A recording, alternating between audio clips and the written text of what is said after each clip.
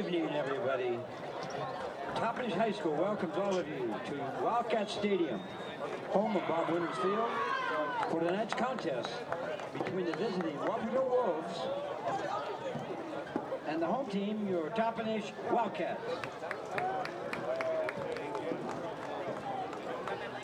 At this time, we'd like to thank the Toppenish Fire Department for their commitment, dedication, and their assistance to Wildcat football.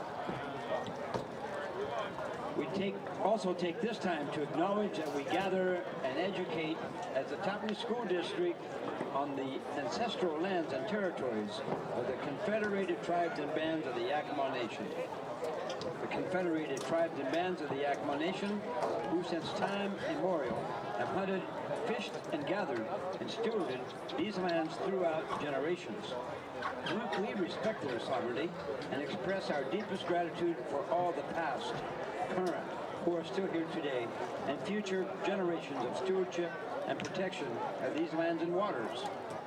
We acknowledge the Confederated Tribes and Bands of the Yakima Nation and their right to self-determination, and we honor their sacred spiritual connection with the waters and the land.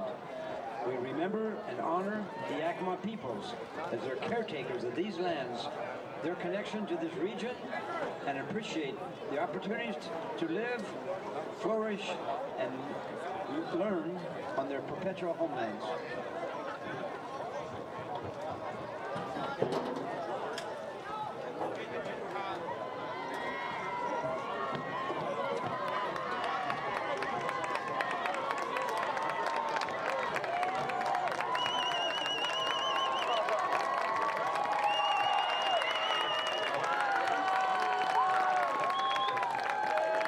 Reminder of the SCAC Sportsmanship Creed.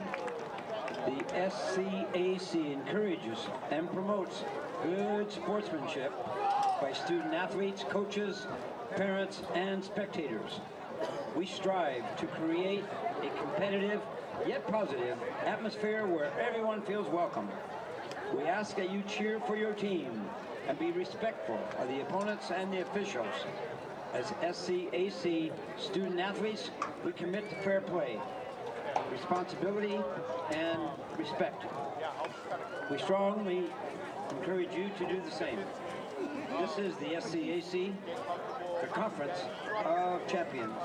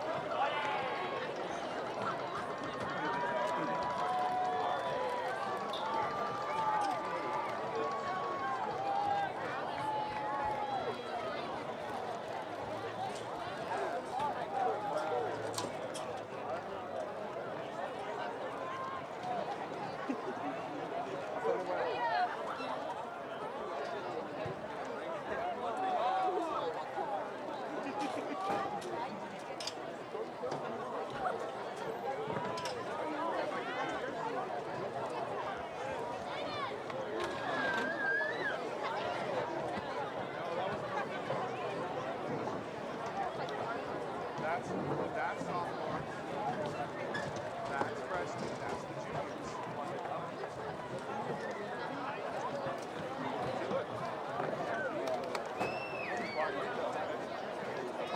Okay, without any further delay, let's meet the lineups for tonight's game. Beginning with the visiting Wolves, we're going to announce their defensive starters. Beginning with number 72, defensive end, Nathan Gutierrez. Number 74, defensive end, Ulysses Macias Delgado. Defensive tackle, number 60, Francisco Hernandez. Defensive tackle, number 66, Sonny Strong. At linebacker, number 44, Matthias McConville. Other linebacker, number 24, Valentin Rojas. Safety, number 30, Aiden Badoni. Strong safety, number 7, Federico Iko Apodaca.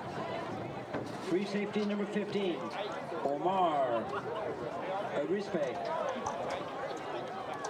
Defensive back, number 12, T. Fiender.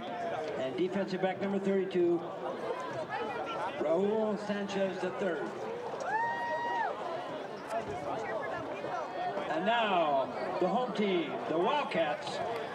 We're going to go with their offensive team, as requested by Coach Jason Smith. Offensive line, number 79, David Underwood. Offensive line, number 51, Carlos Mendoza. At center, number 75, Adrian Barragan. Offensive line, number 53, Caden Kittner.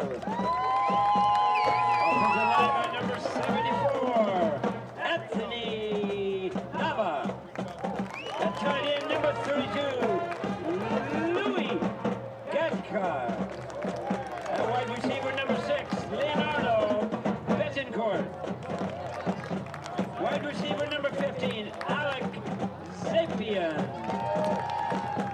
Wide receiver, number 4, Adrian Villanueva.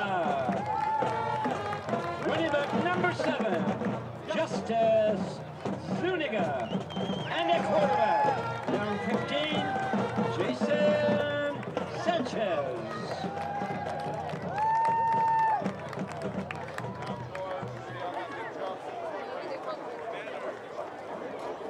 Wapato Wolfpack, they are coached. Their head coach is Mr. Ray Reyes, and coach of Wildcats, Mr. Jason Smith, assisted by Ray Hernandez, Miguel Jimenez, Ivan Macias, Chai Maltos, Eddie McCord, Jacob Mortensen, and Steve Romero, Anthony Espinoza, and Mario Herrera.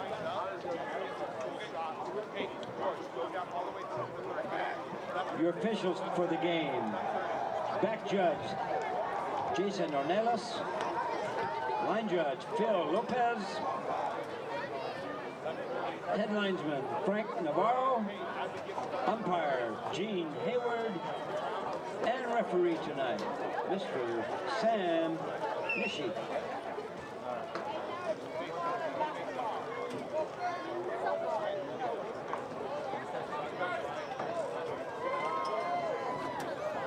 Ladies and gentlemen, at this time, if you're not all please standing, would you please do so? Gentlemen, please remove your caps. Rise for the playing of our national anthem by the Toppenish High School Band under the direction of Mr. Derek Boer.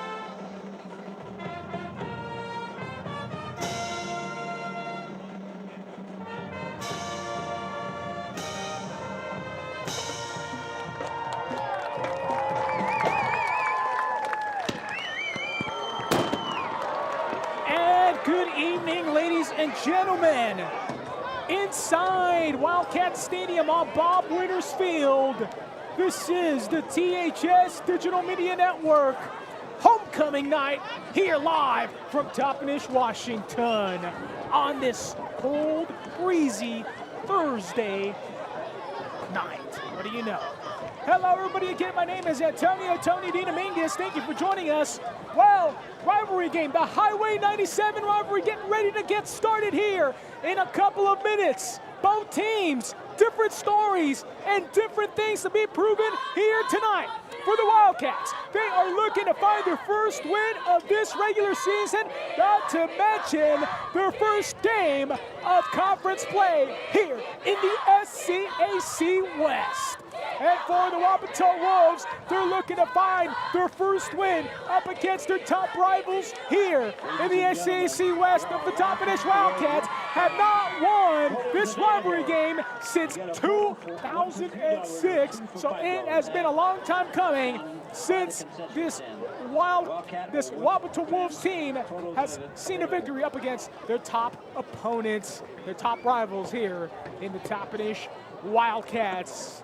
Of course, the Toppenish Wildcats coming into this game 0-4 with one of the toughest schedules in all of WIAA football. I mean, and we can even argue through all levels, but at the 1A level, just the toughest schedule. Playing up against Royal to open up the season, then playing up against top-ranked Washougal from the 2A, and then up against Mount Baker, last year's defending, or should I say last year's 1A runner-up in the state championship. And then, of course, versus top-ranked Kashmir last week, 0-4. The Wildcats' offense has been sputtering. Only 22 points scored in the last 4 games, and many happen to believe that has been the issue here to open up this season. But hopefully here tonight, hoping to have some course correction and get a better rhythm going and find a win somewhere and find a win against one of their top rivals here in the Wapato Wolves. For the Wolfpack, well, they've opened up their season, believe it or not, with a forfeit. They were scheduled to open up the regular season back on the 1st of September versus Highland. However, Highland at the time not able to have enough players to field for a varsity team, so that game forfeited, and that game does not count in their schedule. So right now, their official overall record 2-1, able to pick up a couple of wins up against the MAC-10 Vikings last week in a huge 42-8 score. So hopefully they're going to hope to continue their offensive trend here tonight versus the Toppenish Wildcats. Of course, a different season, different things happening here this season, and hopefully the Wildcats get better here in the second half of the season as we're reaching midway point through the regular season. And the Wildcats, believe it or not, even though they have started out 0-4, very well within range of making the state playoffs. More than likely not going to be a very high seed, but nonetheless a chance added. But it's going to have to begin here tonight with a great performance and a win up against their top rivals in the Wapato Wolves. All right then, ladies and gentlemen, we're our moments away from kickoff. Xander Loza, the kicker for the Wolves, puts this one up in the air, and here we go. The start of the Highway 97 rivalry. Wildcats running it back and gets to about the 36-yard line, and that's where the Wildcats will have the first offensive series of the night. First and 10 Wildcats. The Wildcats being hard-pressed for points this season, only 22 points scored in the first 4 games.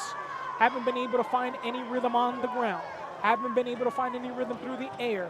5 total interceptions between 2 starting quarterbacks. Turnovers have been the issue. Penalties have been the issue. Let's see what has happened here as the Wildcats have elected since last week, have elected in the new quarterback in Jason Sanchez. Ball ran up the middle. That one's going to be good for a few yards. Just as Zuniga picks up about 4 on that one. It's going to bring up second down. Keys to the game here tonight. You bet you want to limit those penalties. Some of those penalties last week up against Kashmir costing their offensive rhythm, costing them good field position.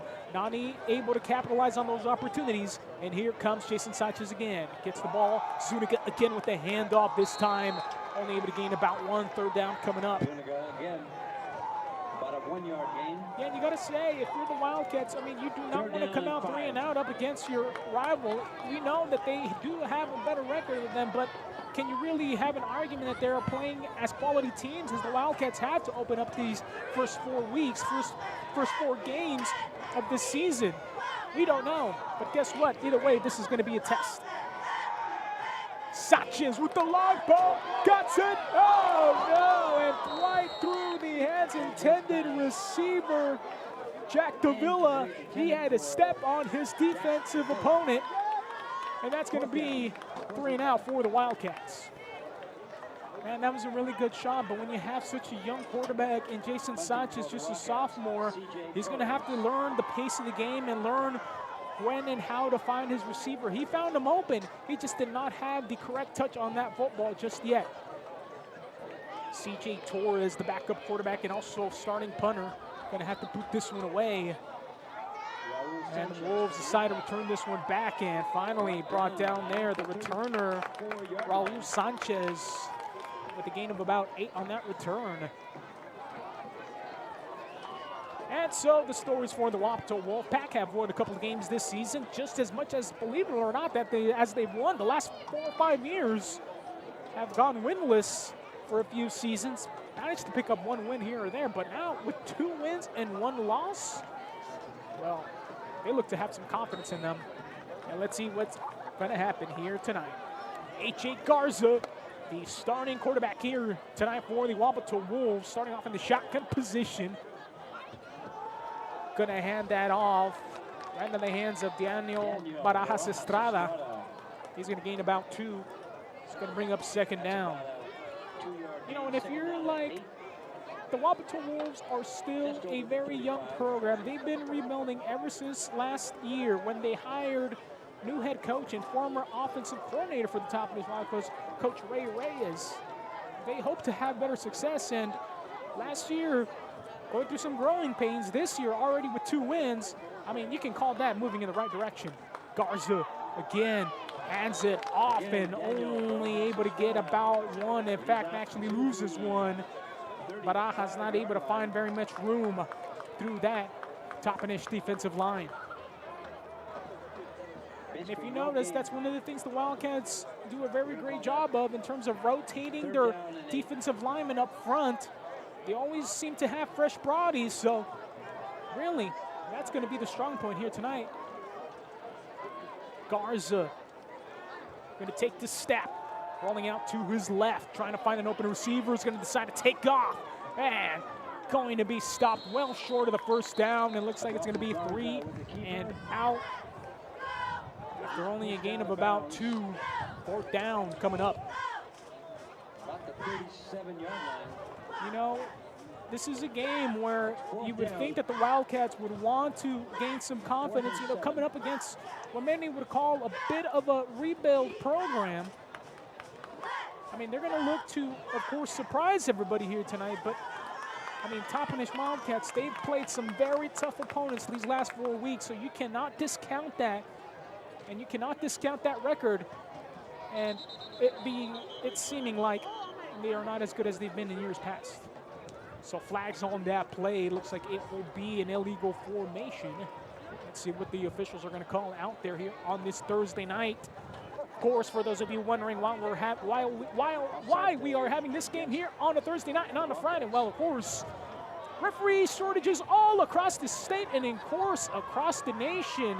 Of course, if you are looking to join, of course, the officials, the WIA or the Washington's Officials Association is always looking for new officials. Contact your local school district for more information. Help solve this officials shortage wherever you may be at. And a timeout taken by the Wapato Wolves. First drive and about to punt. We're going to take a timeout. Be back here on the THS Digital Media Network.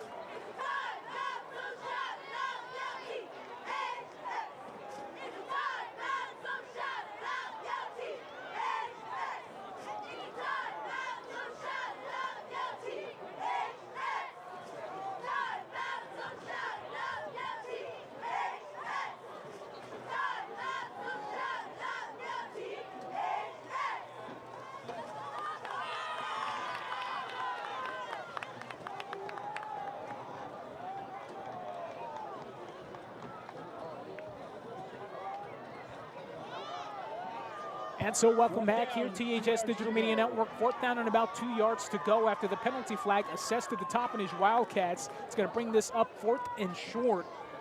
The Wapato Wolves going to take advantage of that and just go for it, see if they can make something happen here early on in this contest.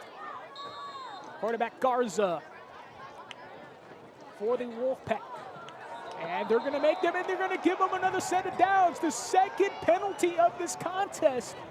Wow, something that the Wildcats have just not have done a very good job of, averaging close to 10 penalties a game.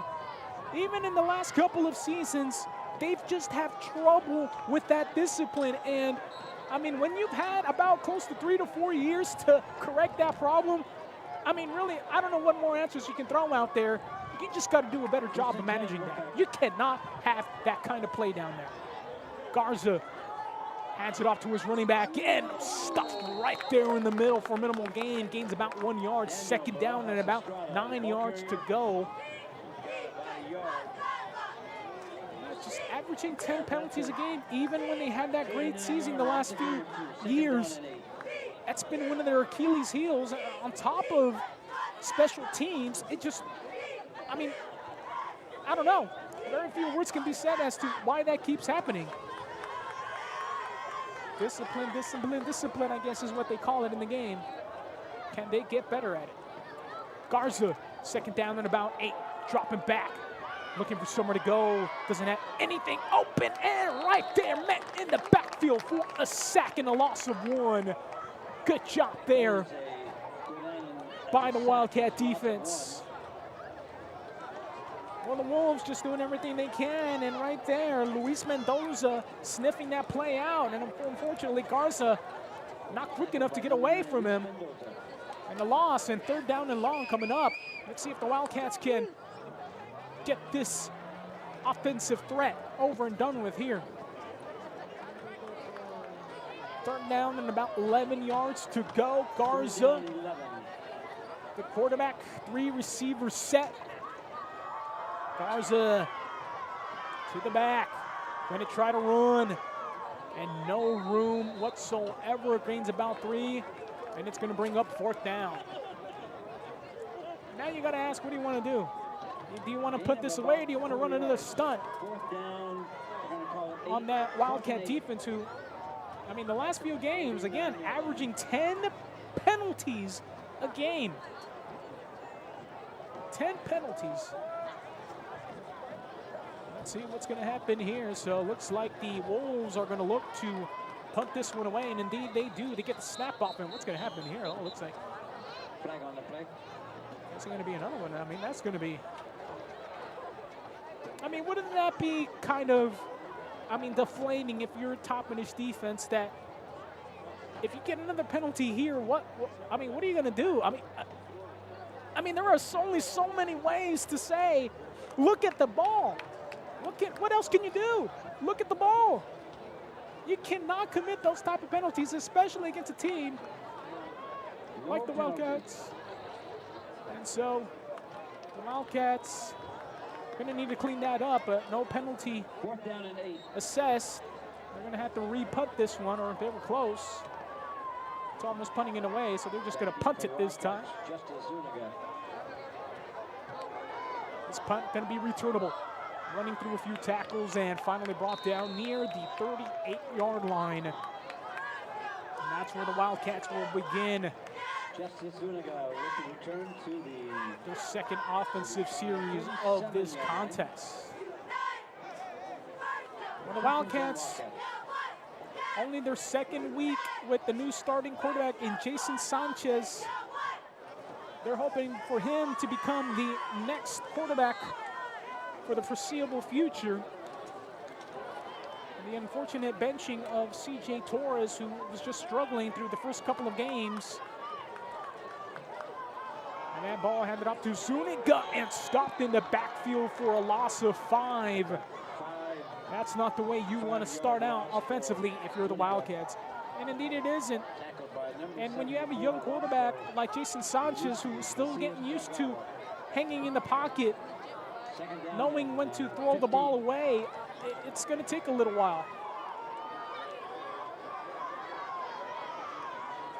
course, when you go through a quarterback change, things always are different.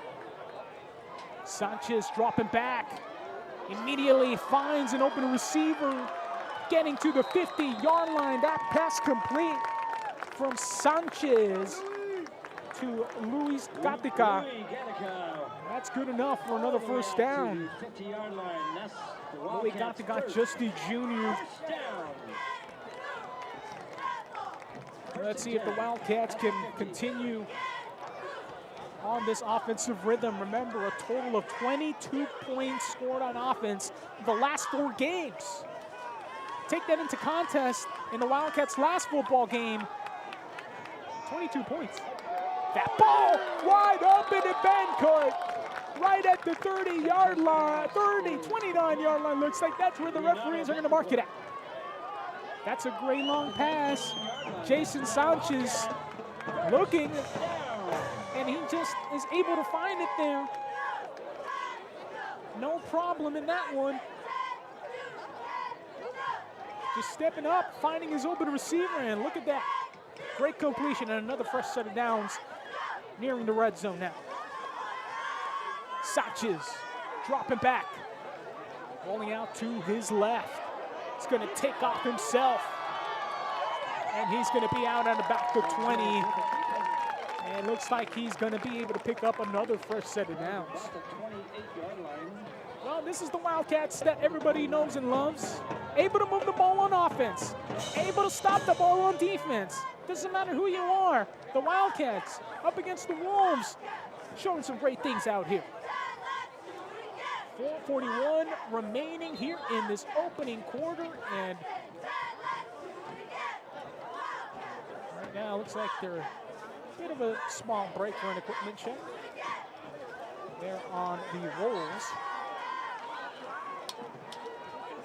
First down and 10 here in the red zone. Sanchez hands off to his running back Zuniga. Trying to break through a few tackles, and Justice Zuniga runs for about 3. It's going to bring up second down. I mean, even though the Wildcats are 0-4, when you talk about playing the toughest teams in the entire state, one that plays at the 2A level, the level above them, and then of course the Royal Knights, the top program at the 1A level here in the state of Washington. Kashmir, who's looking to be a top 8 team this year as well. Mount Baker, who just has great football tradition. I mean, those are tough teams to play against and try to pick up a win. Sanchez open, and that ball overthrown. Pass intended for Betancourt. Third down and 7. That's what we mean when you have a young quarterback there. He's looking to find his touch, looking to find his range. He had a great read there, saw that he had an open receiver, just wasn't able to put the touch on the ball that he wanted. If he would have had that one would have been an automatic touchdown, you happen to believe. Set third down and about 8 yards to go. Sanchez gonna toss it over to Zuniga, and he's met by a host of Wolfpack, and that's going to bring up fourth down. Let's see what the Wildcats are going to decide to do here. I mean, if you're the Wildcats and you've been struggling to get points, you have to believe that you just got to put some points up on the board. We know that the Wildcat defense is more than capable of holding this Wapato Wolves offense. Put some points on the board. You know, that's what you want. Nothing more, nothing less at this point, considering where you're positioned at this time. Zuniga the holder. Yapez is going to be the kicker. That ball down. That field goal's going to go up and good. 3 points on the board to start this contest in the Highway 97 rivalry between the Toppenish Wildcats and the Wapato Wolves. We'll take a break. Be back here on the THS Digital Media Network.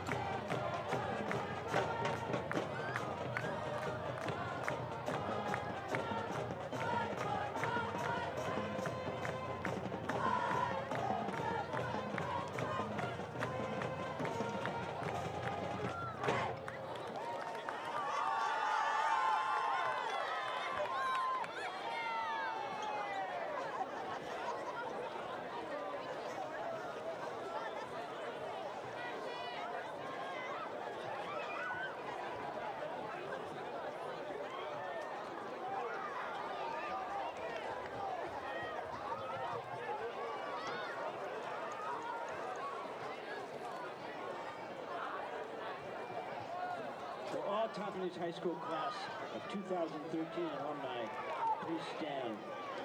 Welcome to your 10-year reunion and welcome back to Wildcat Nation. And all the Top Range High School alumni. And welcome back here to THS Digital Media Network. And welcome back and thank you. After the made field goal by the Wildcats, Wildcat Nation. happy to get some points on the board. And right now, the Wildcats hoping to make something happen here on special teams. Well, let's get this going. Yapez kicks this one away, and this one perhaps going into the end zone. Oh, going to be right at the 1 yard line. He's going to have to pick that up. That could have been and is a mistake. They're going to have to start from the own 9-yard line. Number 5, Rich. You're going to have to imagine that the Wapato Wolfpack defender thought that ball was going to roll in the end zone, but really by a couple of inches, just not getting there. I mean, you're either fortunate or unfortunate that Yapez didn't have a bit of a stronger kick on that one. Nonetheless, Wolfpack going to get started at their own 9-yard line.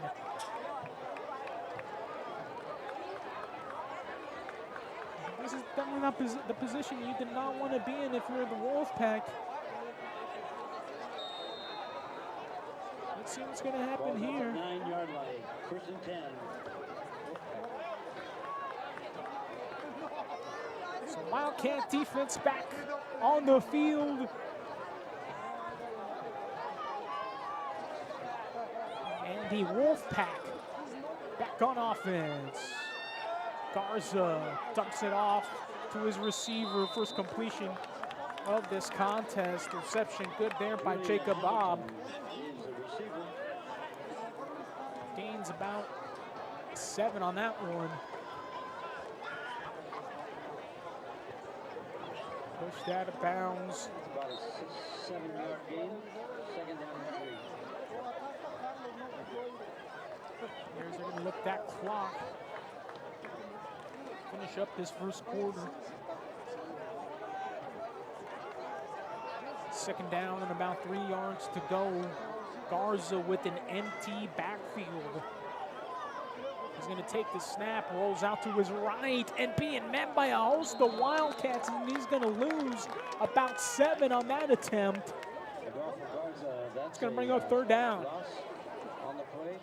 That was good pressure by the Wildcats up front, and of course the recognition by the linebackers seeing that, hey, there's no option for where he was going to go, and the defensive backs knowing where their assignments were at, making sure those wide receivers didn't break loose for a free play.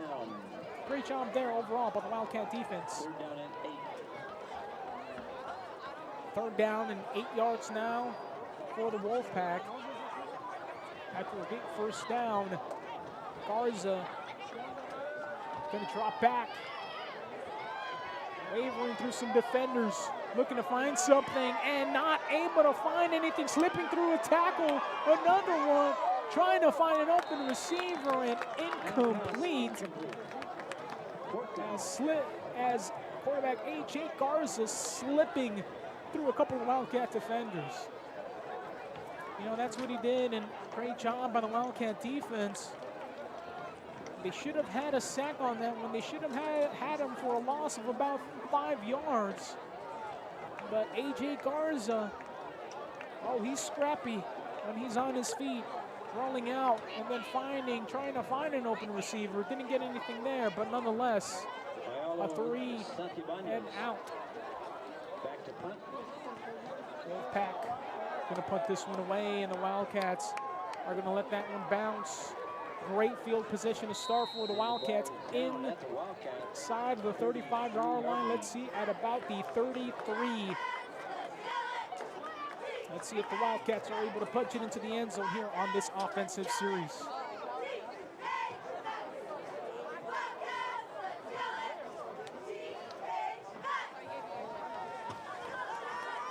The Wildcats are doing a great job right now. One of their problems offensively has been trying to find an identity. Unfortunately, they don't have the same running backs they've had in years past. And with a relatively inexperienced quarterback, Your passing game is just as limited. Keanu Zuniga running through a few tackles, getting through near the 15-yard line, all the way out to the 13. He's all the way down. And another first down coming for the Toppenish Wildcats.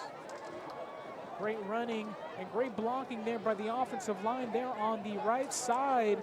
The guard and the tackle and also the tight end doing a great job of recognizing where they needed to be. Able to get on their blocks. And Keanu Zuniga just having to follow that free lane. Sanchez hands it off. Zuniga trying to run through. Keanu Zuniga keeps pumping those feet and finally stopped inside the 10-yard line. It's going to get to about the 7-yard line. Keanu Zuniga, he's doing great right now. You gotta happen to believe that one of these running backs is gonna want to get into the end zone. Let's see if they keep fitting him the ball.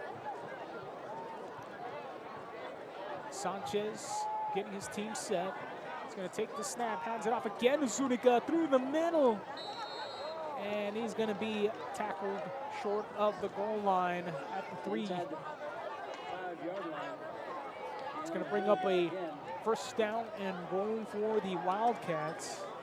Wildcats seemingly finding some great rhythm here tonight on the offensive side of the ball. Let's see if they can get this one into the end zone. Sanchez again to Zuniga, running up, and there it is. Touchdown, Toppenish Wildcats. And give as much credit as you want to that Wildcat offensive line up against that Wapato Wolfpack defensive line. Just having a great push, knowing their assignments. Look at that. And Keanu Zuniga, all he had to do was find the hole, run it through, break some tackles, and he's into the end zone. Touchdown for the Wildcats. 9-0 lead now here. High snap. That kick gonna go up and makes it through. And arch that kick. Wildcats, they are up 10-0 over the Wapato Wolfpack here in the Highway 97 rivalry. We're gonna take a break. Be back here on the THS Digital Media Network.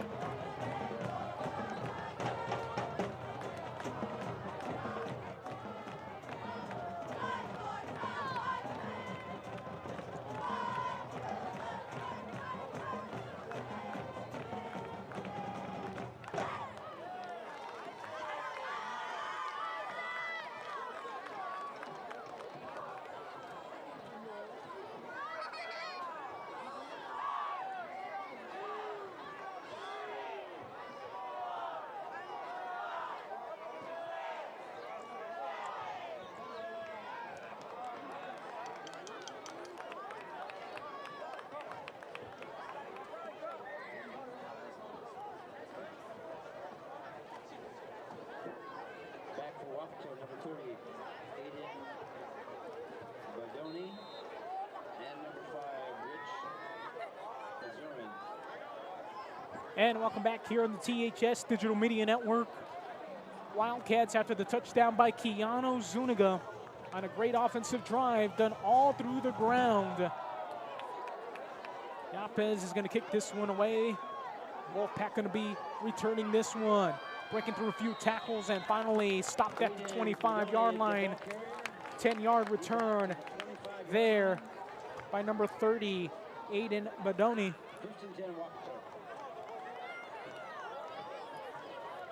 You know, it's great to see that the Wolfpack are having one of their better seasons under second-year head coach Ray Reyes, former offensive coordinator of the Toppenish Wildcats.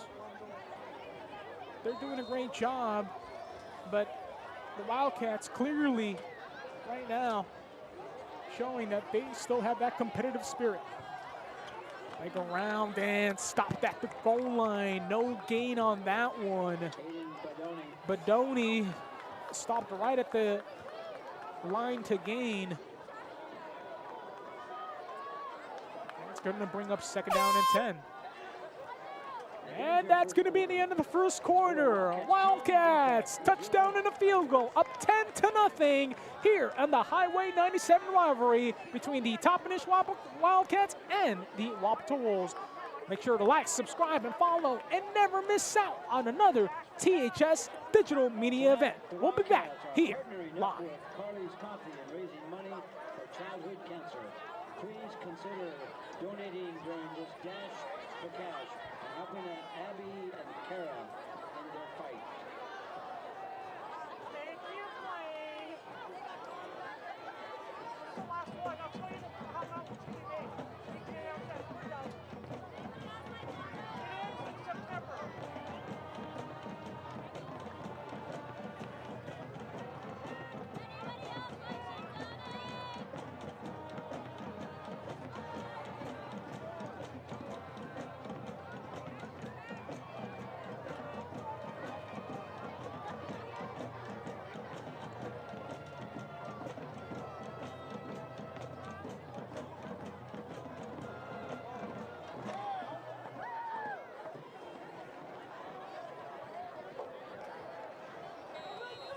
And welcome back here to THS Digital Media Network. Start of the second quarter. Quarterback AJ Garza gonna get the snap, hands it off to Manoni, and ball on the ground almost, and able to get back on top of it. Looked like momentarily that wasn't gonna go anywhere. And correction on the ball carrier, that was gonna be on Raul Sanchez, number 32 of the Wolfpack. Almost 5 yards. We're going to call it 4-yard loss. So a 40-yard loss, and that's gonna bring up 3rd down and a mile now. As the Wapato Wolfpack not having the success they've had in the prior games. They had a loss to the Grandview Greyhounds 10-0. They were able to beat the Mapton Vikings 40-0, and then the Granger Spartans able to get a win there 7-6. Incomplete. And that pass incomplete by AJ Garza. Pass intended for receiver number 8, 4th down. 14 Jacob Bob. 4th down, and the Wolfpack are going to have to punt this one away. You know, the Wildcats have always had a successful program ever since head coach Jason Smith came in to take over back in 2008. And there, as the punter able to get this one away. And that is going to be going in the wrong direction. And finally, ball down there by Josuel Lopez on the Wolves. And that's where the Wildcats are going to start their next offensive series. 10-0 in this contest. We'd like to thank you from wherever you may be joining us. We know we have alumni for both the Wolfpack and the Wildcats all over the nation, if not across the world. We thank you for joining us here and supporting THS Digital Media. Sanchez hands that off to Zuniga. Running through, look at that, has a lane. Keeps pumping through, and Keanu Zuniga finally stopped inside the 25-yard line. Looks like they're gonna give it to him at the 23. I mean, and that's the type of consistency the Wildcats have been used to the last couple of seasons through the ground. Able to just hand it off to your running back, not having to put a lot of pressure on the quarterback. Of course, when you've had quarterbacks such as Joshua Perez and Isaiah Perez and so many great successes before him, it's a little bit different this season. And you're going to really need somebody to give that ball to, help take some of that burden off your shoulders. Pitch to Zuniga from Sanchez.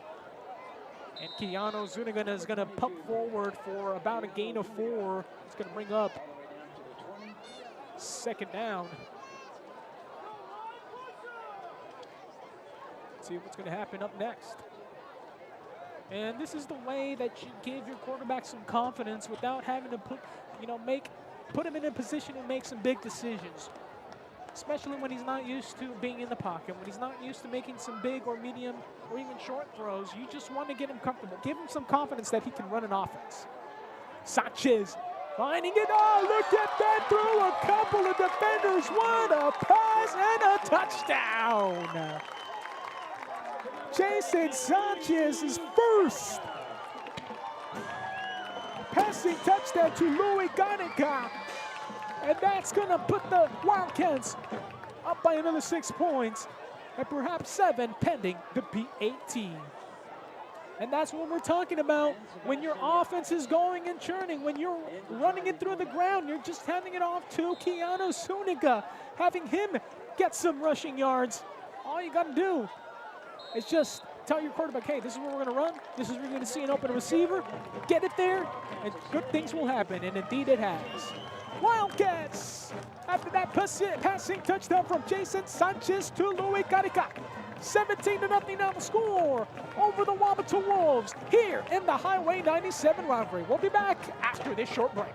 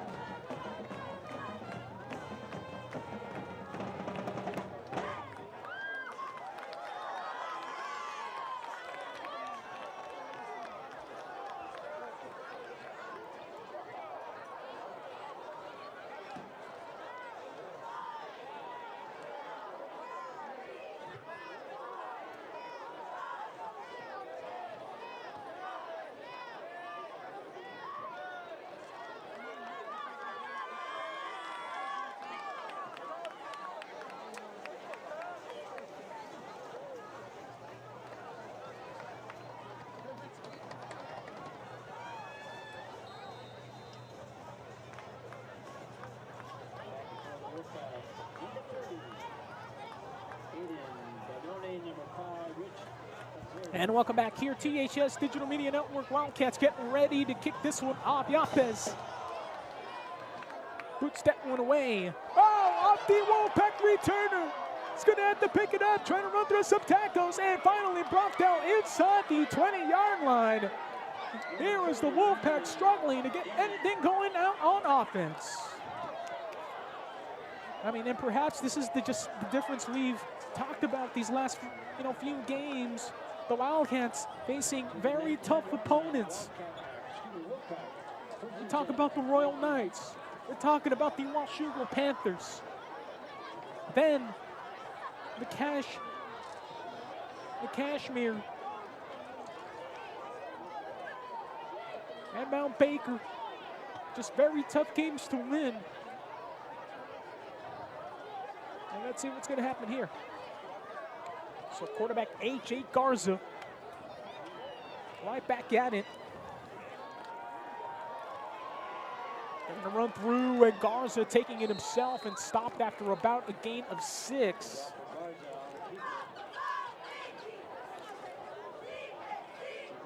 .9:34 remaining here in the first half, second quarter.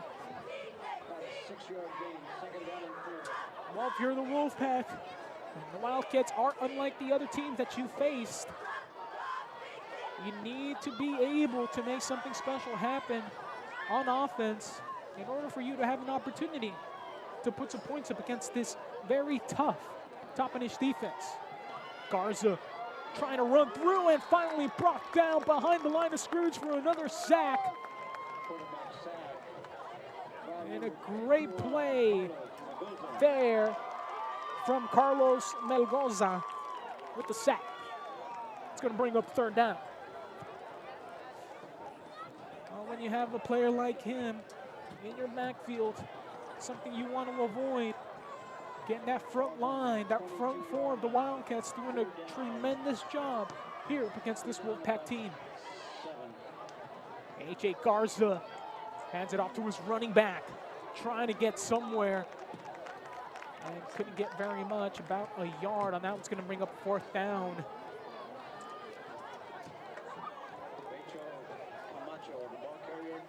Camacho there. Barely able to get to the line of scrimmage. Raquel Camacho. And now the Wolfpack being forced to punt this one away again. Paulo Santillanes, the punter for the Wolfpack. He's going to put this one up nice and high, and the Wildcats almost losing that one. Zuniga trying to return. able to slip through a tackle and an 8-yard return on that one past midfield. And that's where the Wildcats will begin their next offensive possession. I mean, this Wildcat team definitely looks a lot different than what you've seen in the past 4 games. Of course, you know, no disrespect towards the Wapato Wolfpacks against a bit of a lesser opponent compared to the last 4. Right now, the Wildcats definitely finding their groove and definitely giving some confidence to their starting quarterback in Jason Sanchez, who's just a sophomore. Sanchez, pass to the outside. He's going to run through the middle, and he's going to be able to get just past the yard to gain. 2-yard reception on that one. Second down and about 8 yards to go. Jason Sanchez just needed a little bit of a quicker release on that one. Otherwise, Keanu Zuniga would have had a wide open field on his left. Would have been able to make a couple of plays there on some defenders and perhaps take one to the house. Sanchez this time, and in the backfield, giving that one off to Zuniga. Loses about 3 on that one. It's going to bring up 3rd down. 3rd down and about 12 yards to go. The first time the Wildcat offense, or should I say only the second time here in the past few series that the Wildcats have faced some offensive troubles. Let's see what the Wildcats have drawn up here on offense.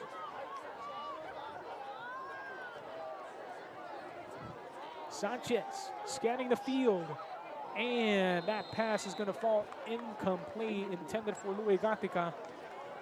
4th down. You want to see what the Wildcats are going to do. Maybe they could have gone for it, but maybe just too many yards to gain there, and instead they're going to send out their punter, CJ Torres, and kick this one away. Returner for the Wolfpack, number 32, Raul Sanchez.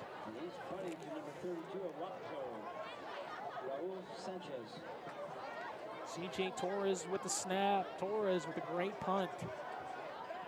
Is able to get a great bounce. Let's see what they're going to do.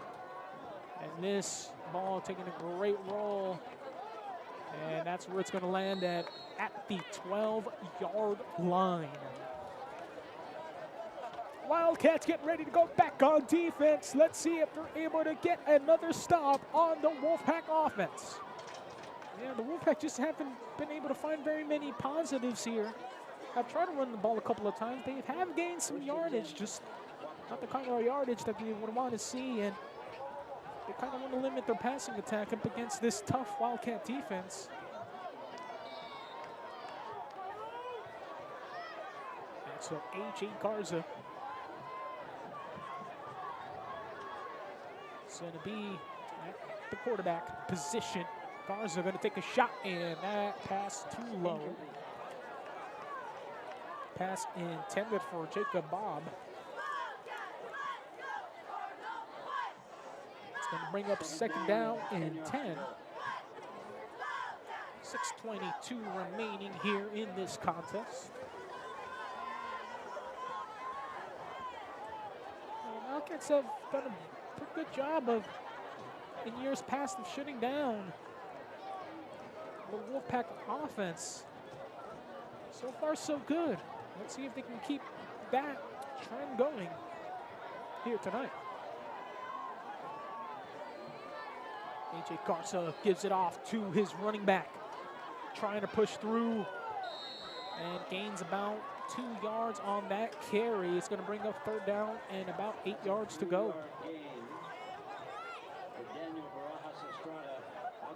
Barajas Estrada with not very much room to work with on that one. Able to churn out a couple of yards. There's the Wildcats with some substitutions on the defensive side of the ball. That's one of the Wildcats' strengths, is at least at the defensive line position, they're willing to switch bodies in and out, not only for the rest, but also for the experience. That's one way to ensure that, you know, you have some experience and you have some depth on the defensive side of the ball.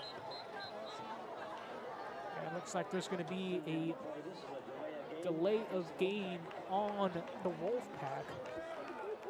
So they weren't able to get the play call out on time. That's going to set them back 5 yards, turn it into a 3rd and 8, into a 3rd and 13. They're perhaps going to be needing to make a change, but nothing yet. 3rd down and 12 yards to go here. A.J. Garza. A.J. Garza rolling out to his right.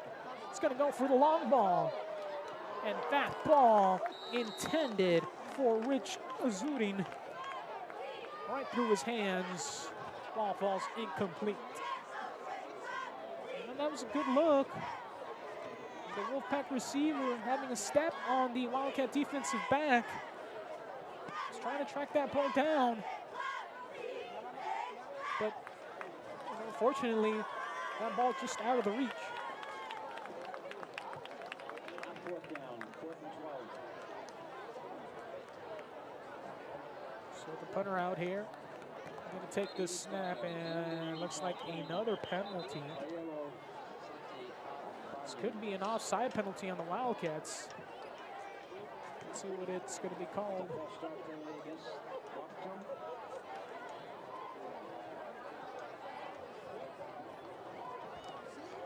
And it is going to be a false start on the Wolfpack, so that's going to set them back another 5. So the punter right now in their own end zone. Maybe the Wildcats are going to bring a little bit more pressure than usual. Perhaps trying to get a block. Punter able to get this one off. Zuniga able to track down the bounce. On the right side, trying to get this one back and finally knock that bounce at the 20-yard line. That's where the Wildcat offense will begin.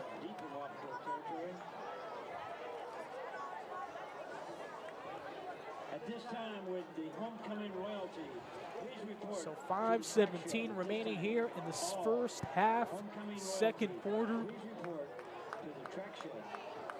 And programming note, the homecoming celebration is going to be celebrated here at halftime. Stay tuned for that. Your royalty and your reports going to be brought to you by here, THS Digital Media Network. Sanchez with the snap. Over to Keanu Zuniga again, finding a lane. Oh, and finally brought down inside near the 5-yard line. What a great run there by Justice Zuniga. You got 2 Zuniga brothers working right now at the running back position. Looks like Keanu Zuniga needed a breather or 2. Justice Zuniga right now going to be taking handoffs. Here's the Wildcats waiting for the offensive lineman. Sanchez. Down to go, finds an open receiver, and second passing touchdown by Jason Sanchez to Alec Zapien, his first of the season. I mean, and you saw the patience right there that Jason Sanchez had, stepping back, scanning the field, and looking at Alex Zapien just left wide open, and just striking it in there. Second passing touchdown of this contest. 23-0 now, pending this extra point. Ball is snapped, kick is up, and that one is no good. Nonetheless, 23-0 the score here. Wildcats 23, Wolfpack 0 here in the Highway 97 rivalry. We'll take a break, be back here on the THS Digital Media Network.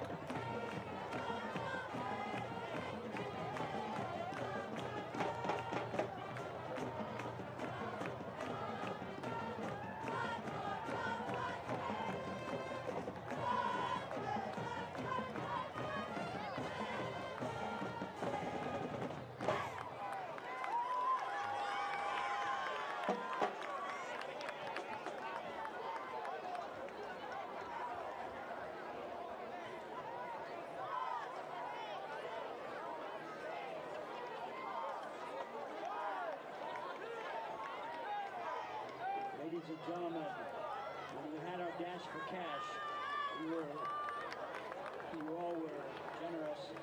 We totaled up $311. Congratulations and thank you again. $311.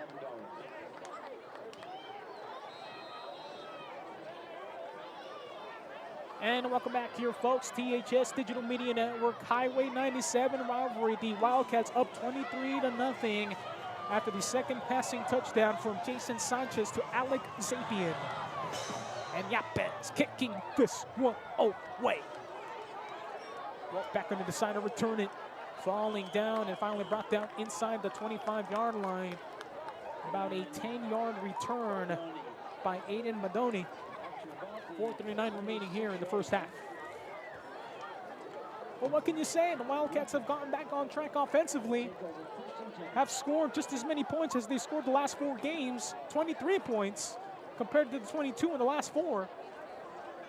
Change of quarterback, and of course, just finding some good room, some good rhythm on the rushing side of the ball in Keanu Zuniga and Justice Zuniga, just running the ball well here tonight. Let's see what the Wolfpack have in store here on this offensive series. Garza handing it off and unable to bring down the rusher there. Keeps going strong, gains about 4.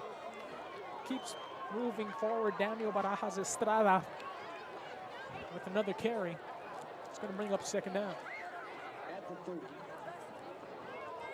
Well, what else can you say? This Wildcat defense just having to play against top-ranked, top-quality opponents. I mean, there's nothing more to it, nothing more about it. What more can you do?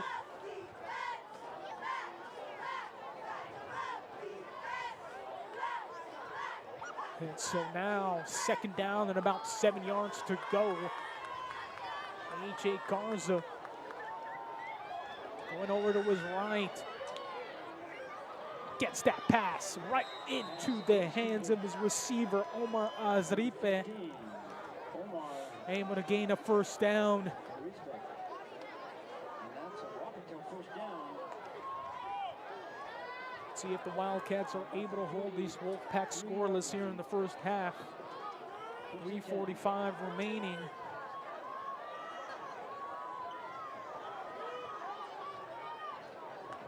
Wildcat defense is doing great. They're able to track down those receivers. The defensive backfield doing a great job. The linebackers finding those lanes and filling those gaps up.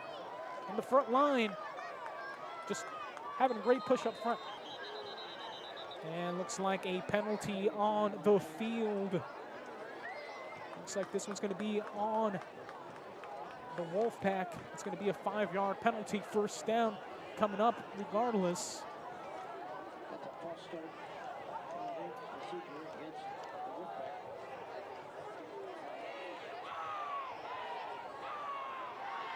So 5-yard penalty, first down and 15 to go. First down and 15.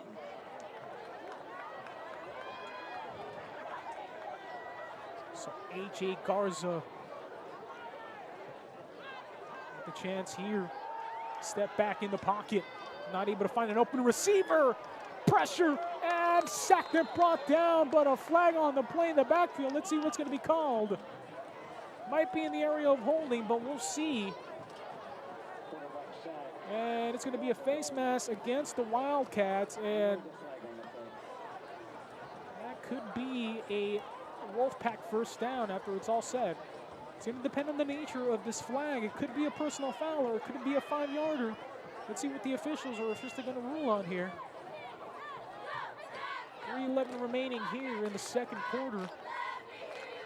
And looks like the head umpire conferring with his sideline judge.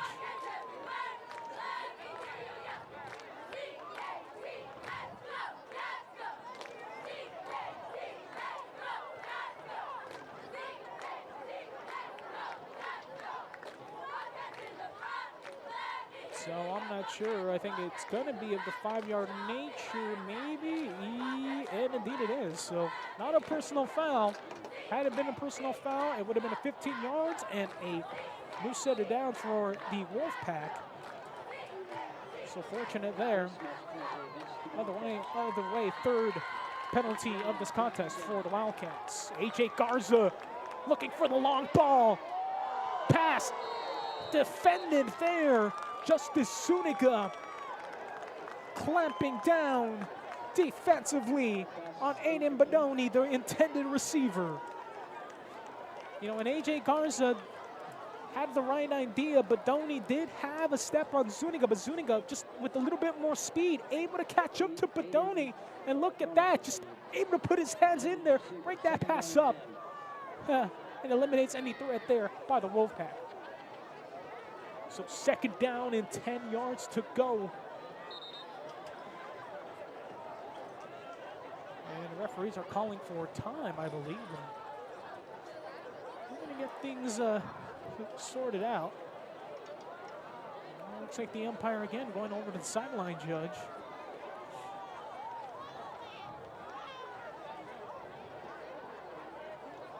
Looks like the umpire is heading over to the Wolfpack sideline. Perhaps going to have a conversation here with one of the coaches.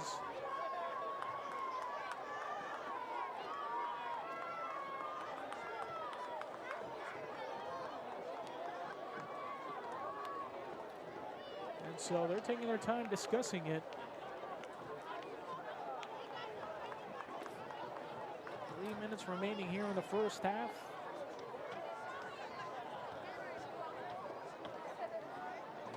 Second quarter. Let's see what they have in store.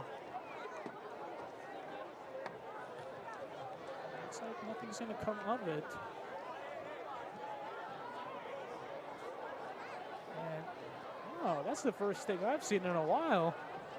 They're going to move that yard marker back. I don't think I've seen that in a few years.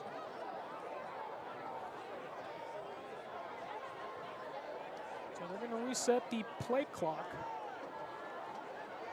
So it's second down. Second down, about 5 yards to go there as they were trying to make sure the play marker, the chains were in the correct position, and this time another penalty on the Wolfpack, so that's going to move him back. Yeah, I think the chains were a little bit confused about where they were supposed to be stationed at. Of course, you got the yard marker displaying the downs, the down marker, I guess we should call it. So this is going to be second down and about 10 yards now.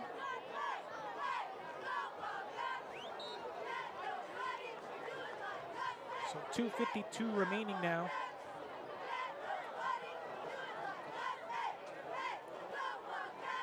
Second down and 10. Garza rolling out to his left. Able to get a completion to his wide receiver, Jacob Bobe. Gains about 6 on that reception. That's a 5-yard gain. Third down. 2:30 remaining, coming up on 2 minutes. At the 44. Let's see what's going to happen here.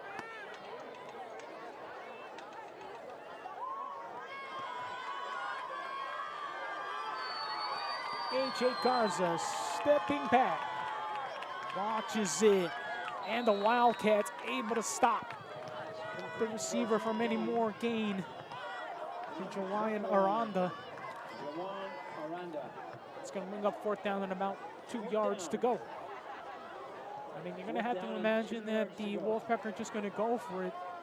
I mean, you're going to end the second half down just 23-0. I mean, regardless if you are able to convert on this fourth down, or at least want to show your team that you have some fight. And a timeout called here on the field by the Wildcats.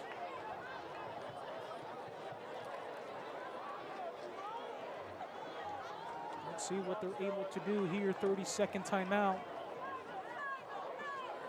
Programming note, the homecoming festivities is going to be broadcast here live on your THS Digital Media Network. Of course, so much more. And make sure to like, subscribe, and follow. Never miss out on another THS Digital Media event. Few seconds remaining here on this Wildcat fans, time photos out. are available, 1 for $3, or you get 2 for $5 at the concession stand. We're doing pictures.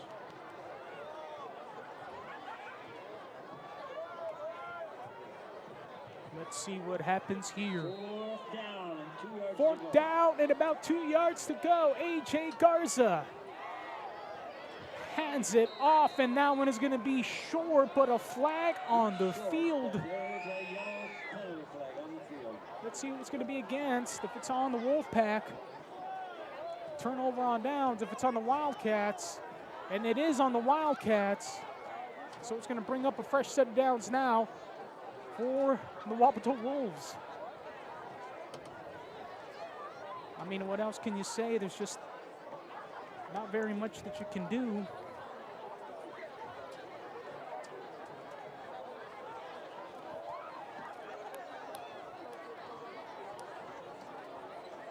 And we're going to go ahead and see what's going to happen here.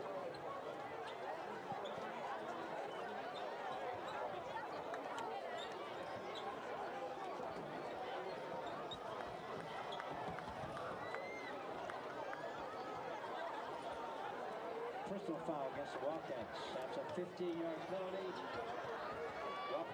Wapato. 1st and 10 at Wildcat 37-yard line.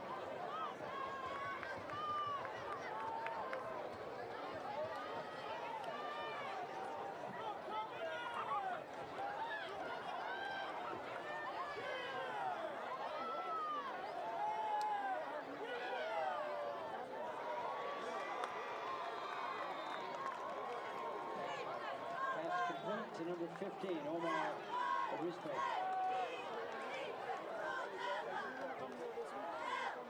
That's a 7-yard gain. 2nd down and 3 at the 30.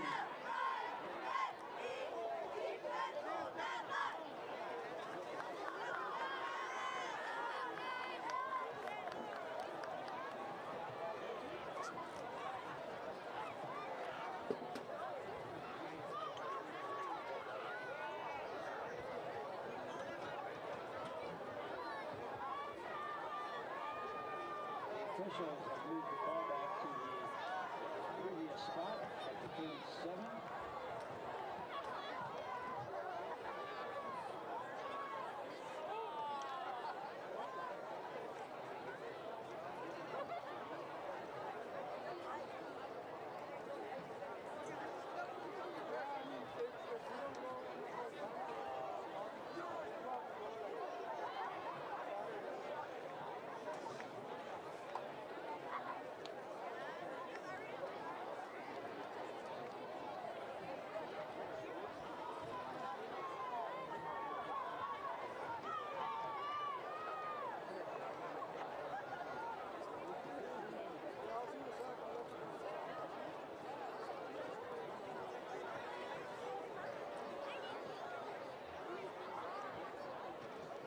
Evidently, the pass was incomplete.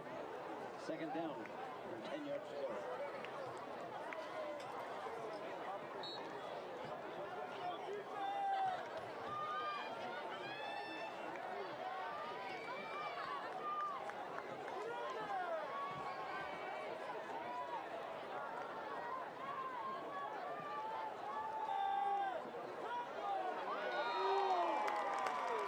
Quarterback sack. Sacked by Adam Gonzalez. That's a 5-yard loss. 3rd down, about 15. Timeout Wildcats.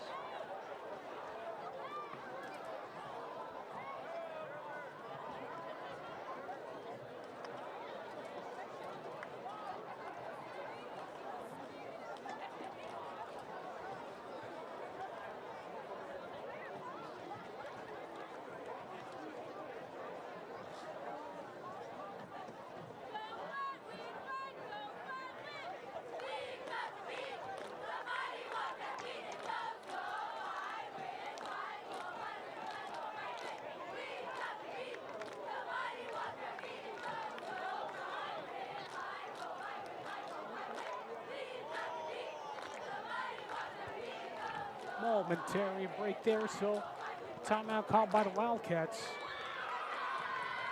Still about 1:10 remaining here in the first half. Wildcats hoping to prevent the Wolfpack from getting into the end zone here. Have a great defensive stand. And obviously the Wildcats gaining most of their confidence, if not all of their confidence, back here tonight. 3rd down and 16. A.J. Garza rolling out to his right. Gonna find some room, and he's gonna have to go out of bounds, and another penalty flag assessed there. That's gonna be their 5th. Extra unnecessary hit on their quarterback.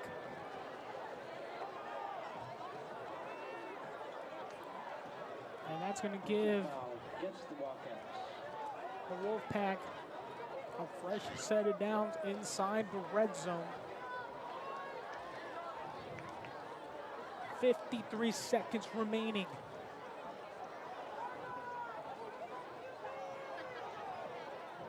Wildcats still have a timeout left, so I think they were looking to get back on offense and at least try to run one more offensive series, but penalties again. Discipline catching up again. Penalties. That's a personal foul. Puts the ball at the 25-yard line. 1st and 10, Wapato. A.J. Garza this time another penalty flag. Another penalty flag. This one's going to be against the Wolfpack at a 5-yard one. Against the Wolfpack. So just when you think penalties are done, they're not. Penalty.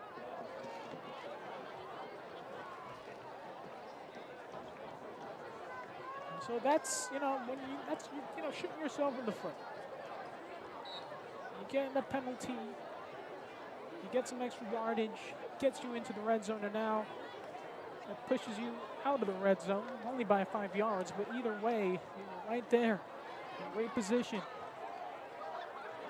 to perhaps come up and draw up some good plays to try to get into the end zone.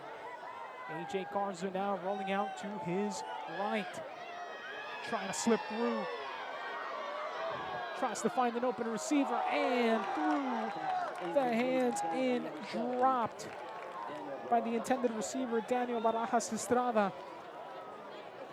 2nd down and about 15 to go. 2nd down and 15.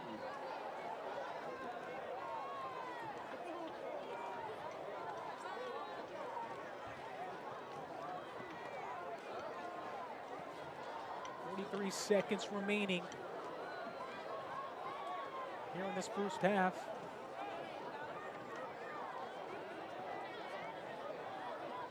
About 5 seconds remaining on that play clock. They're going to have to try to get this one off. They do. Garza being met with some pressure and is met by a host of Wildcats. And a timeout now taken by the Wolfpack to stop the clock. It's going to bring up 3rd down and about 20. You know, they were at the 25-yard line. Now look at where they're at, all the way back to the 40. Everybody can agree that that top-finish offense, that top-finish defense is as dangerous as ever.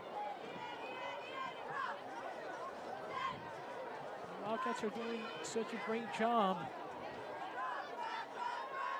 with everything here in this contest, here in this Highway 97 rivalry. The Wildcats coming into this game, they're looking to pick up their first win of the season.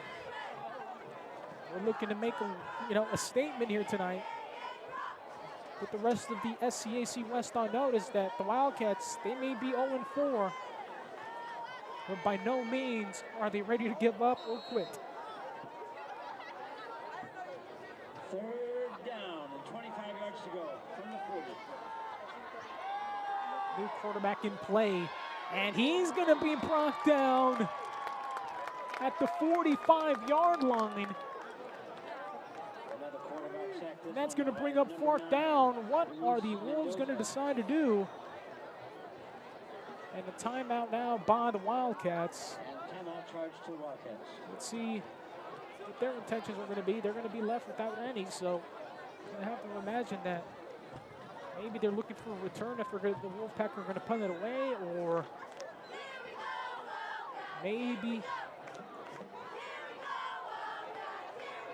we're going to look to see if they can run a couple of plays in whatever time is going to be remaining after the punt or after the turnover on downs. No matter what, there is going to be time left on the clock. You know, and it's a great thing to see here. The Wildcats just playing a lot differently. Of course, you know, against a bit of a less, you know, a bit of a less, you know, less strenuous opponent.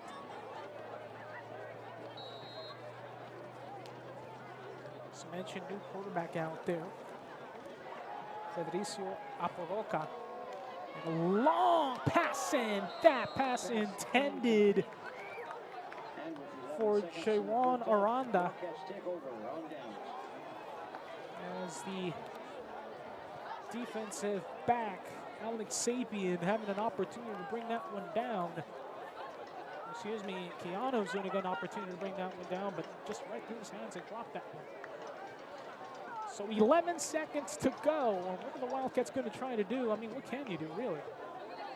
I mean, if you're the Wildcats, this is a perfect opportunity to give your quarterback, Jason Sanchez, basically a couple of free shots if you can do it.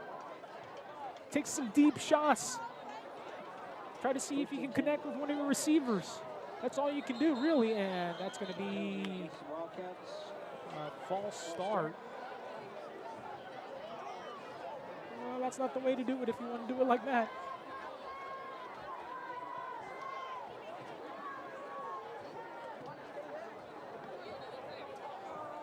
So 11 seconds remaining. So first down and 15. Gonna run out wide open, and Bencourt making that reception. Let's see what they're gonna do. Remember, they're gonna have time for the chains to move. Let's see if the quarterback's even decide to clock it. You have time. Don't need a rush. And able to spike that one. 2 seconds remaining here in the first half. That's exactly what the Wildcats were looking for. Bencourt laying out for that one, able to bring it in. And now that's going to give another opportunity here for quarterback Jason Sanchez, who's just a sophomore. A free shot at the end zone. Doesn't matter if this ball gets intercepted. You just want to practice at the very least. And Keanu's going to go back. Sanchez, long ball, left wide open. Oh! Off the defender to end the first half, and touchdown.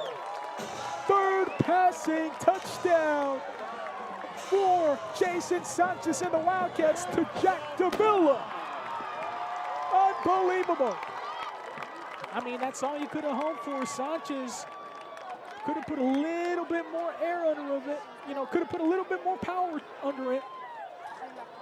But perfect nonetheless. The Wolfpack receiver not doing the wise thing and just batting that ball down, trying to get a pick. And when you don't do that, and you leave that ball hanging in the air and it's just bouncing around, that's what can happen. What a great play there by Sanchez and Davila.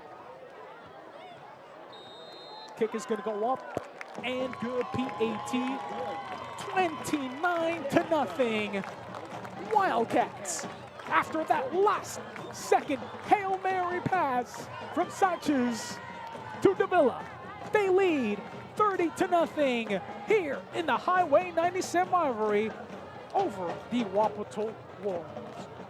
Make sure here to like, subscribe, and follow, and never miss out on another THS digital media event. We're going to take a break and be back here for your second half on the THS Digital Media Network. We'll be back after this.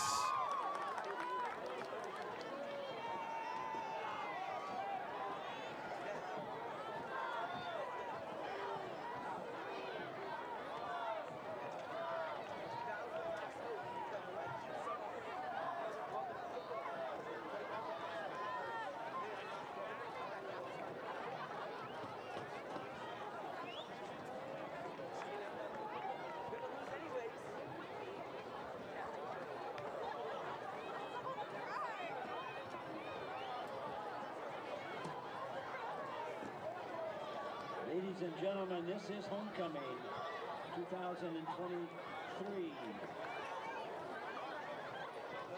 We'll be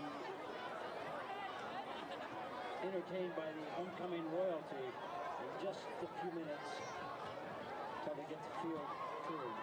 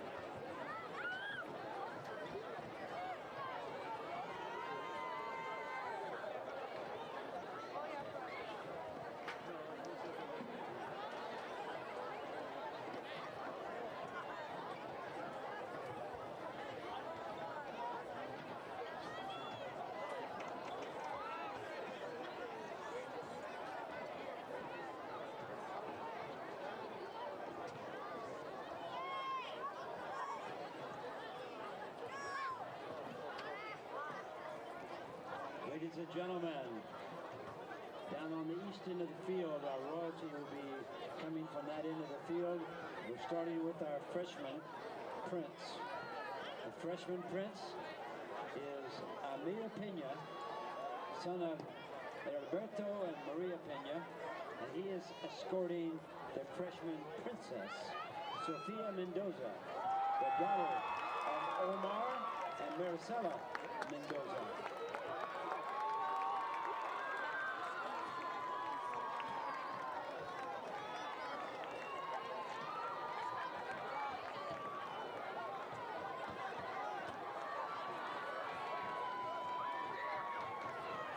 And there is your freshman royalty. How about a hand?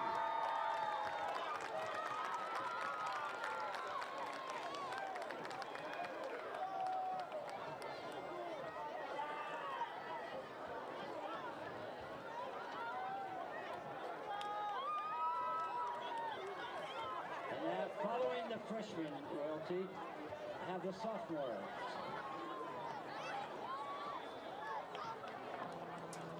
And the sophomore prince is Ruben Rios. He's the son of Ruben and Andrea Rios. And he is escorting the sophomore princess, Elizabeth Jimenez, daughter of Jacinto Jimenez and Lucy Gomez.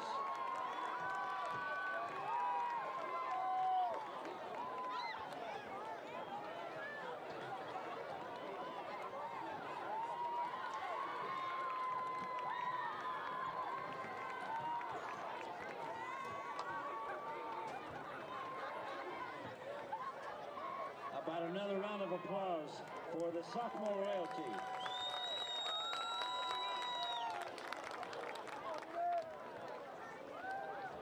Next after the sophomores is the junior royalty, the junior prince, J. Trinidad Hernandez Rios, son of Trinidad and Lucia Hernandez. And he is escorting the junior princess, Montserrat Onete Villanueva, daughter of Jose Onote and Beatriz Villanueva. junior royalty.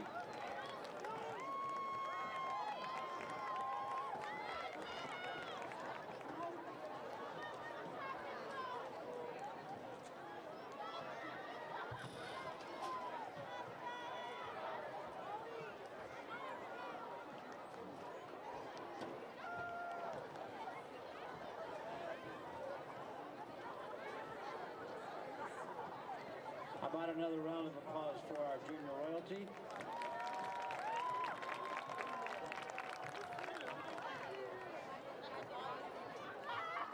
And now the senior royalty.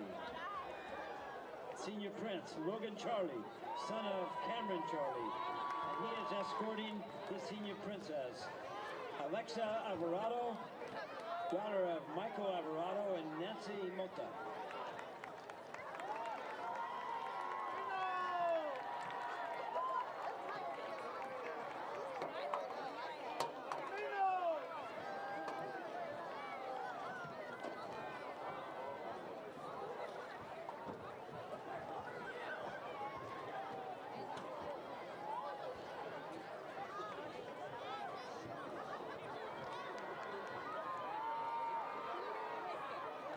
This is your senior royalty.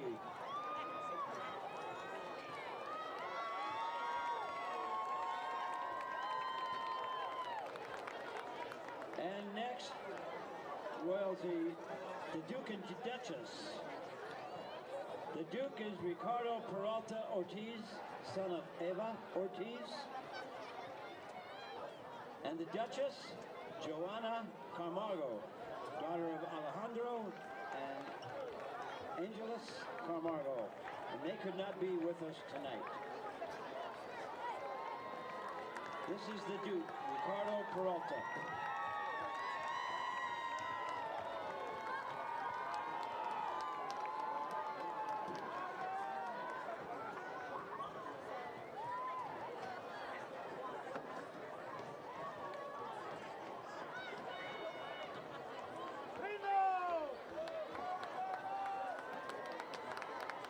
One more round of applause for our Duke, Ricardo Peralta. And finally, last but certainly not least, is your King and Queen for Homecoming 2023. King is Hector Guadarrama. He's the son of Hector and Griselda Guadarrama. And he is escorting the Homecoming Queen, Zoe Payet, daughter of Lee Payet and Joey Yadira Valencia. Your King and Queen.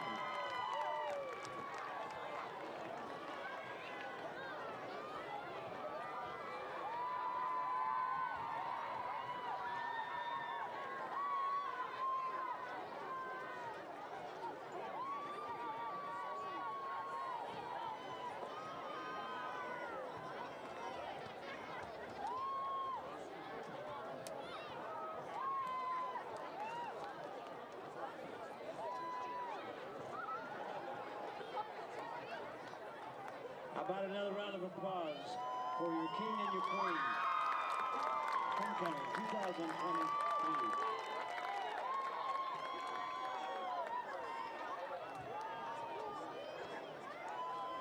I've been given the results of the chalk art. In fourth place, the juniors. In third place, the freshmen. And the second place award goes to the seniors. And in first place, chalk art award goes to this year's sophomores.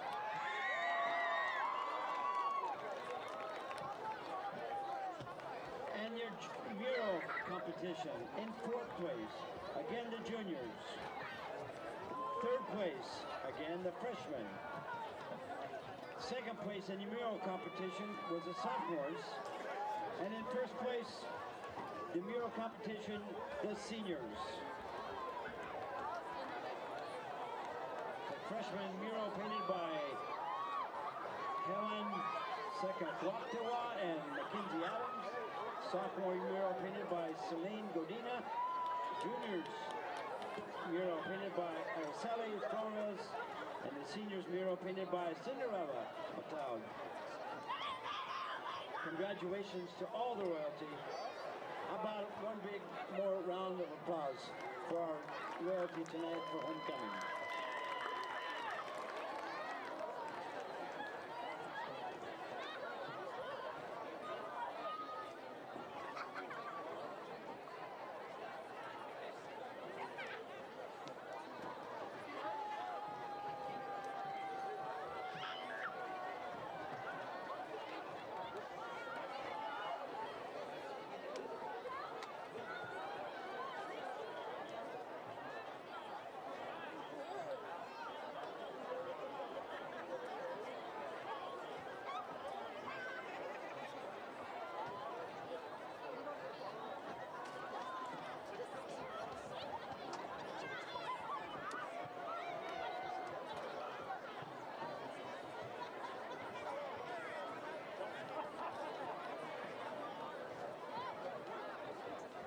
Okay, next we're going to have our royalty floats.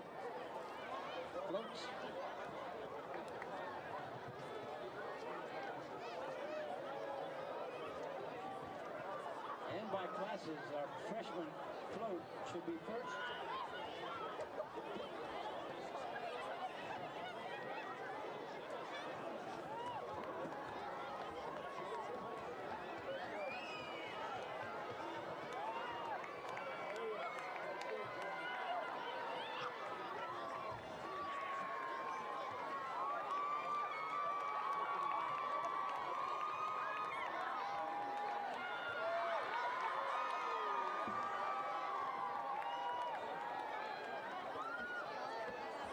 This is their freshman float.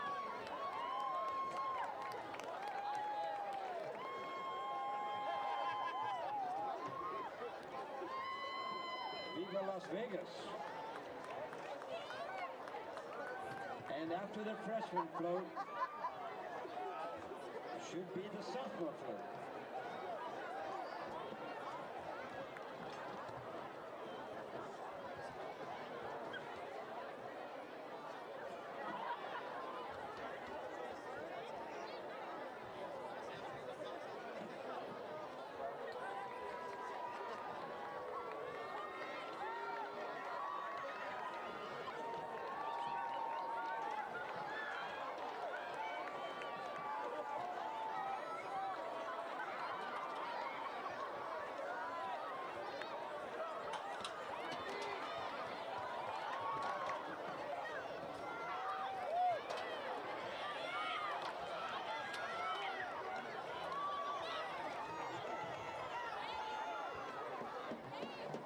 This is the sophomore float.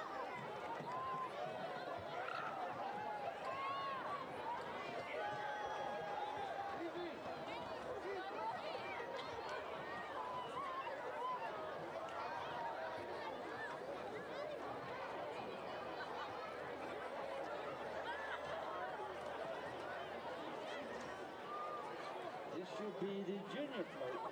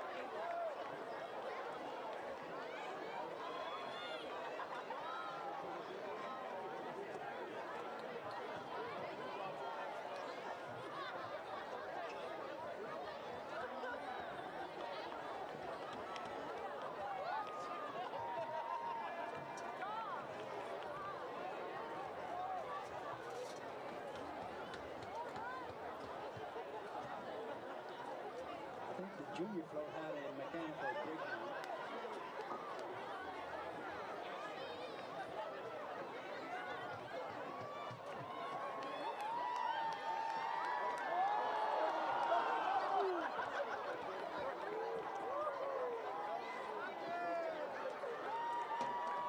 this is the senior float.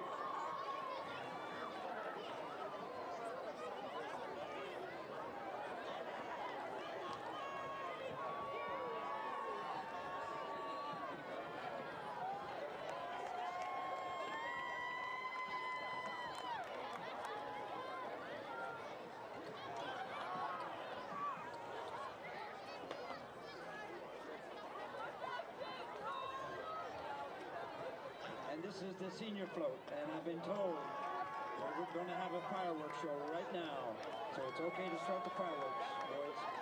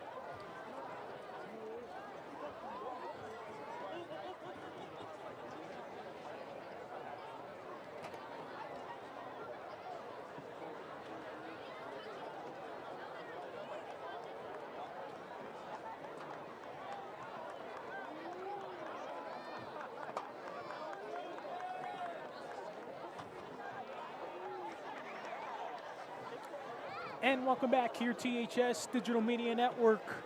Coming out of the locker room, coming out of halftime. We hope you enjoyed all the homecoming festivities brought to you in part by the THS Digital Media Network and its crew. We'd like to thank you from wherever you're joining us. This is the THS Digital Media Network second half about to begin momentarily with this kick from Yapes, and here we go.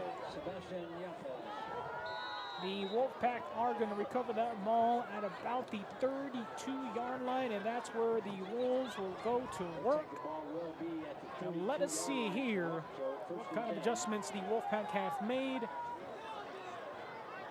let us see who the quarterback is going to be here this second half. Looks like they're going to have Federico Facio Apoloca out there at the quarterback position. Rodolfo Garza not going to be used here as much, I happen to believe. So first rushing attempt there.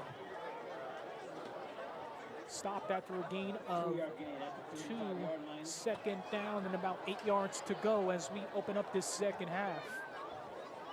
Well, the Wildcats did a great job defensively in the first half. They're just going to look to build off of that. And you talk about confidence, the way this game is going for your team, that's confidence. The ability to make stops on defense, the ability to score on offense. What more do you want? You just want to continue what you have.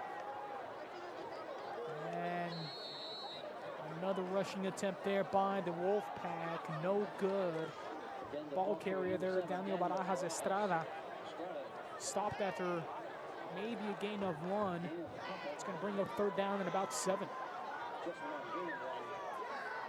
And that's what that Toppenish defensive line is able to do up front, able to penetrate, able to find the ball carrier in the backfield and bring him down before he's able to gain too many yards.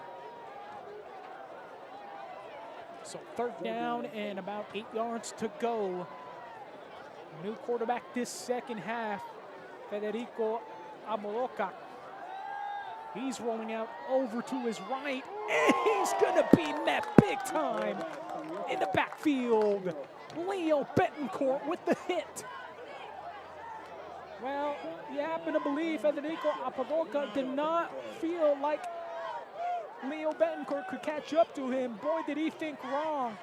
He was trying to get away from that, trying to get away and evade the defender, but what? Leo Betancourt just hunting him down and punishing him with that big hit. It's gonna force a 3 and out. 3 and out. And the Wildcats forcing this Wolfpack team to punt. We're gonna get that one away. And the ball is gonna roll right near the 46-yard line. And great field position to start for the Wildcats. 125 yards passing, 3 passing touchdowns for Jason Sanchez, the young sophomore. And started his first game last week. Saw some partial playing time in week 3 up over at Deming, Washington versus the Mount Baker Mountaineers. Only his second start here this season. And he's looking to put up some good numbers, have a good showcase here tonight. Sanchez finds an open receiver. Oh, and just out of the reach of Alec Zapien.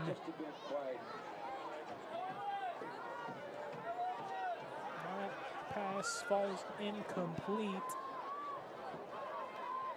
And looks like there's a penalty flag. Penalty flag on the play. It's first down. First, gonna be first down. I believe we're gonna take it.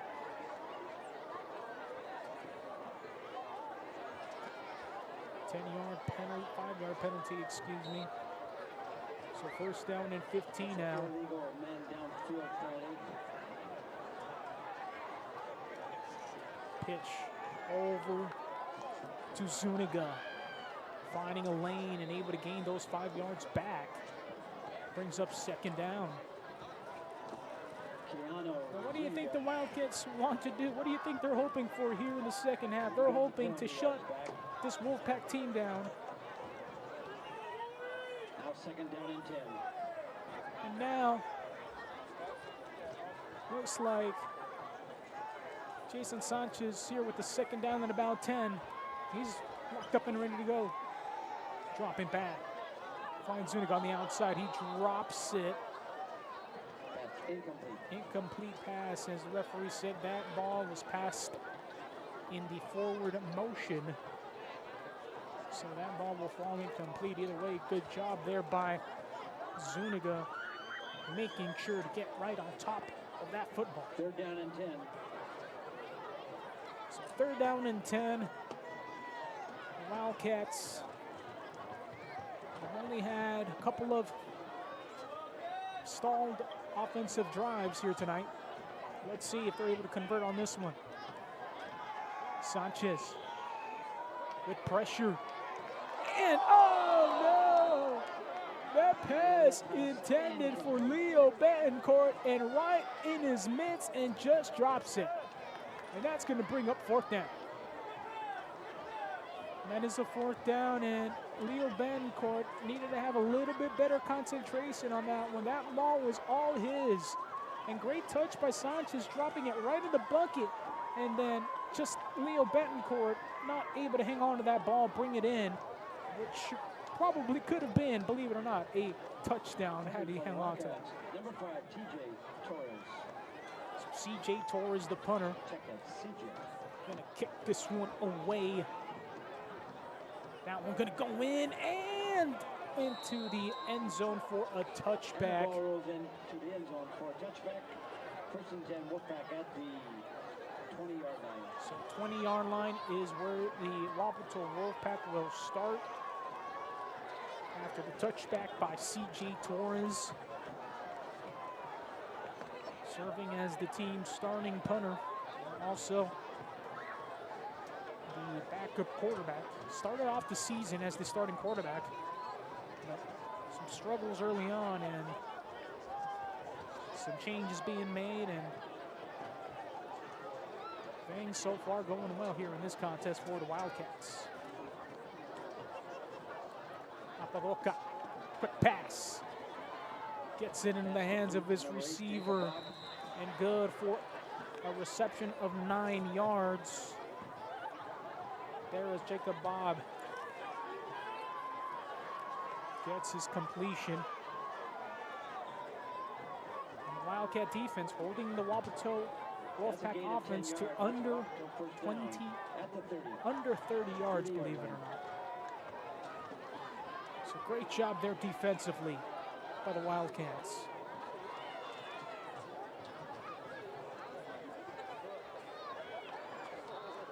Both again. Both in the backfield.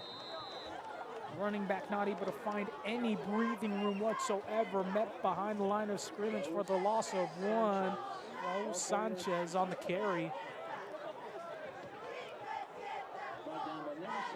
Wolfpack haven't found much success running the ball through the ground. Maybe they'll try a little bit more passing. We don't know. Starting quarterback, number 2, AJ Garza, not playing here in this second half. Apodaca again, and this time ball is intercepted. It's an interception and a flag on the play. And so let's see what's going to be called. can't officially call it an interception yet, but it might be in that direction. Let's see what the referees decide down on the field. Jack Davila with making a great play there, able to hang on to the ball. Looks like it's going to be a pass interference call on the Wildcats. And that's unfortunate. And if that is the call, then that's going to give the Wolfpack a fresh set of downs. But that was a great play defensively. I don't think you can make that call. I mean, there was just no way that ball was going to get into the Wapato Wolfpack receiver's hands.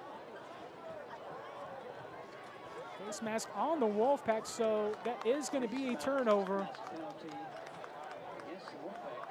And so that is going to send the Wildcat offense back out onto the field.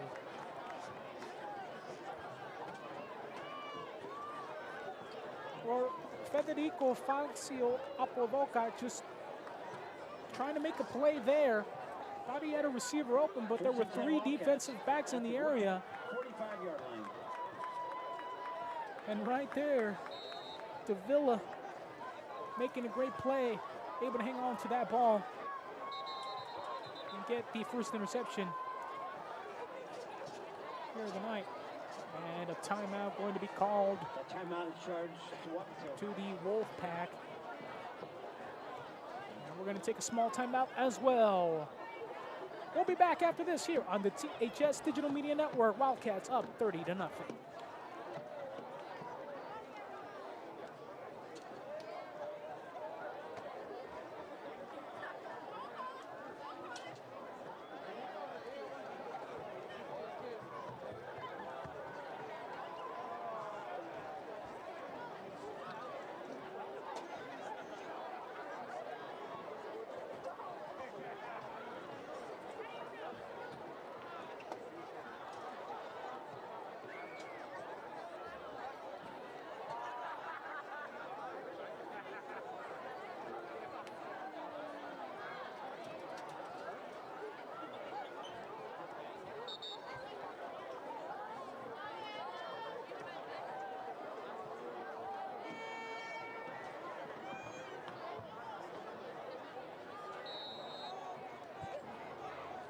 And welcome back here on the THS Digital Media Network.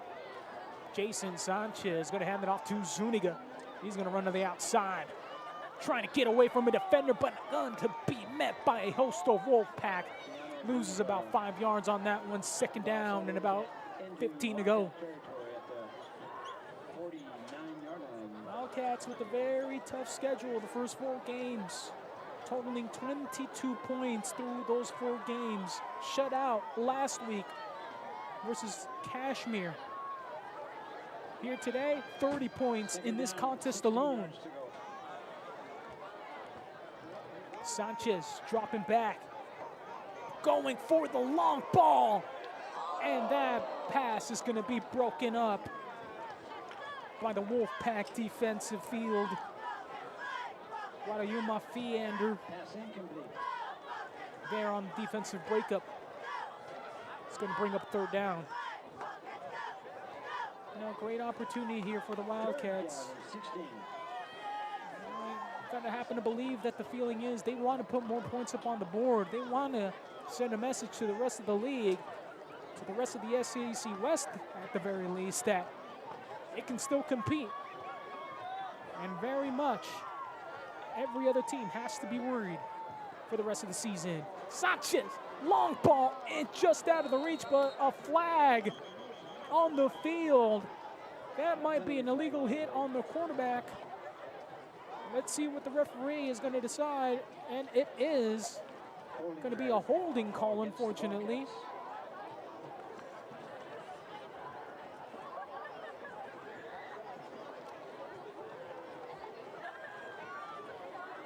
And so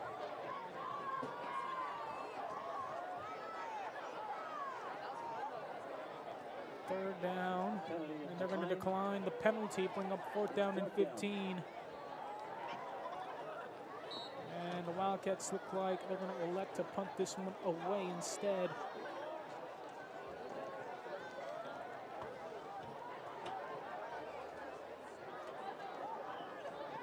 making a last-second adjustment, and they're going to bring out their punting unit. 8 seconds to go on the play clock. Let's see if they can just get this one off. Torres.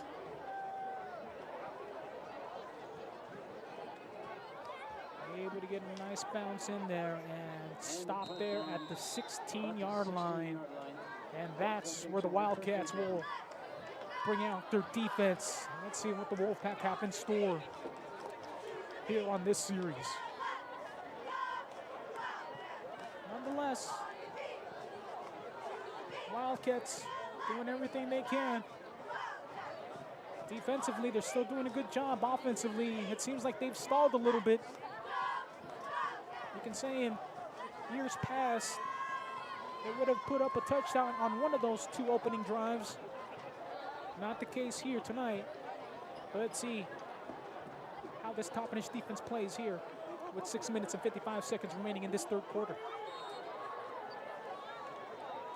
Aporoca rolling over to his right, and he tries to find an open receiver. No good there by Jacob Bob, the intended receiver. Second down and 10 to go. Wildcat defense almost also had an interception. Maybe that's another stat that they want to fill up in the box score. Getting an interception. Get a kickoff return, get a punt return. We have yet to see that from the Wildcats here this season. Aporoca swings it out. And that ball going to be completed to the running back, Raul Sanchez. Gains about 2 on that reception. It's going to bring up third down and long. Third down and about 6 yards to go.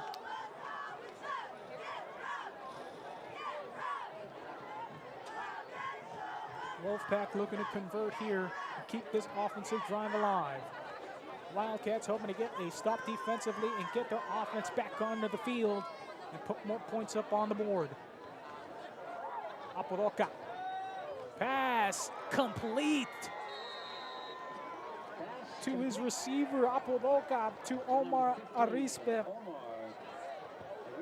Good for about 13 yards on that reception, and another fresh set of downs coming up for the Wolfpack. You know, that's great awareness. Aporoca just kind of taking a little bit of a risk there, putting that ball up nice and high, making sure only his receiver could make a play on it. Great play there, bringing it down. Keeps this drive alive for the Wolfpack.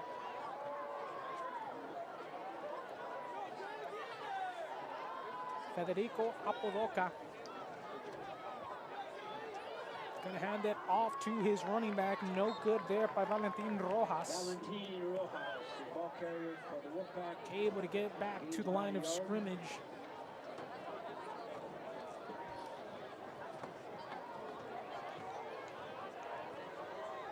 Second down and 10 to go. As this clock keeps on rolling, 5 minutes and 10 seconds remaining.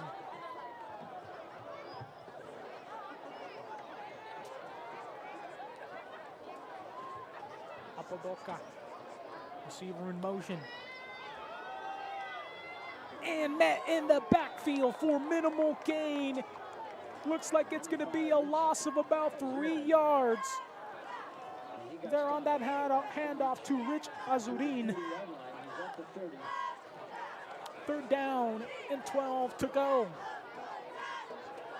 Well, great awareness there by the Wildcat defense. The linebackers and the defensive line knowing exactly where that play was going, not letting anybody get outside of them and forcing the runner to make a shifty play. However, just too many Wildcats, too many bodies in that area, bring them down for a loss. Aporoca again this time, quick short, and that ball is going to be tipped and falls incomplete, intended for Jacob Bob, excuse me, and that's going to be another good defensive standing there by the Wildcats. 4th down. Another punt for the Wolfpack. Now the Wolfpack probably, they for sure came into this game with high confidence in the fact that they were 2-1. They have one game forfeited to them. That game versus the Highland Scotties, unfortunately in that contest for the Wolfpack, just the Highland Scotties not with enough bodies to play on the varsity squad, so that game had to be forfeited by Highland. Unfortunately, that game will not count in their official record here this season.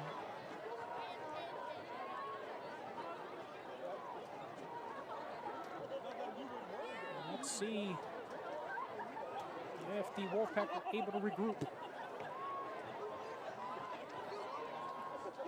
Well, you're seeing some good things here from this Wildcat defense right now. Most importantly, that front four. Doing a great job getting pressure, doing a great job in finding the runner, stuffing those lanes, making sure nobody gets outside of them. Being sure-handed with their tackles as well. The linebackers filling in where they are needed, making sure nothing gets through them as well. And the defensive backs for the Wildcat defense doing a lot better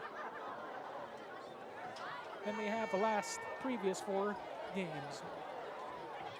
That ball is going to be punted away.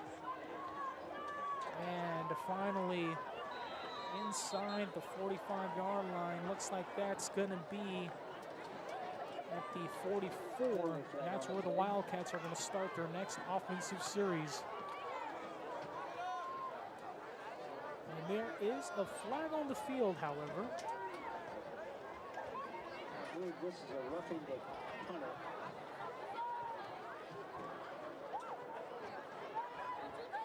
Let's see, and they called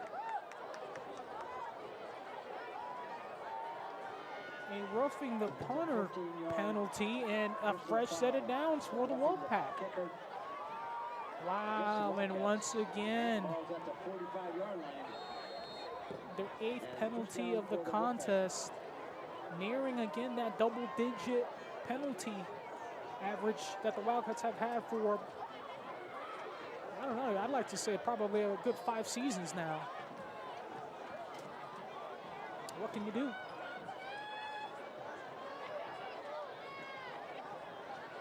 So Apodaca.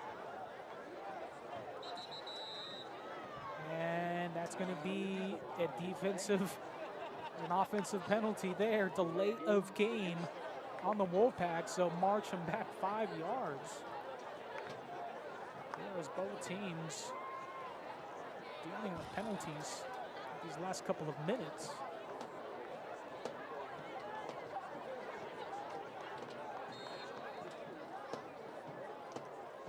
First down and 15. Apodaca.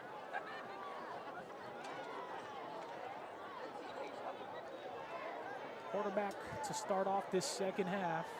The starter was A.J. Garza for the Wolfpack here tonight. Apodaca, high ball. That one going to be out of bounds. Pass intended for Jawan Aranda.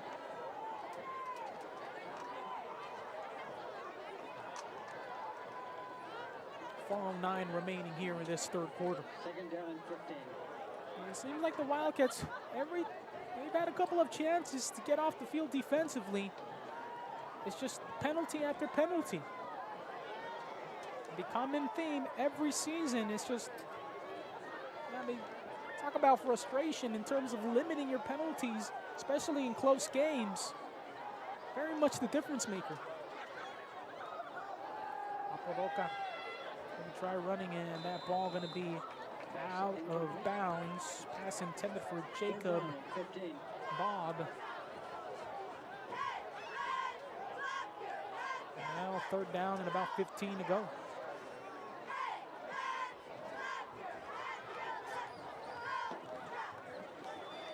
There's nothing else that you can do now. Gotta have to find some sort of gadget play or something to get your offense going here if you're the Wolfpack. Top-of-dish defense, just playing some good defense here tonight. Not allowing this Wolfpack team to find any room, any rhythm.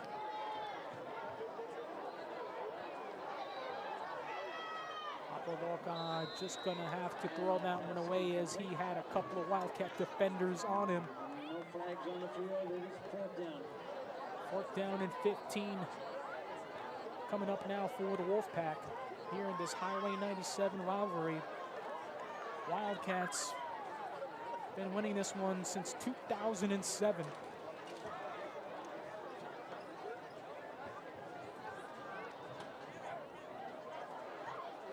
Wildcats have yet to lose that Highway 97 trophy.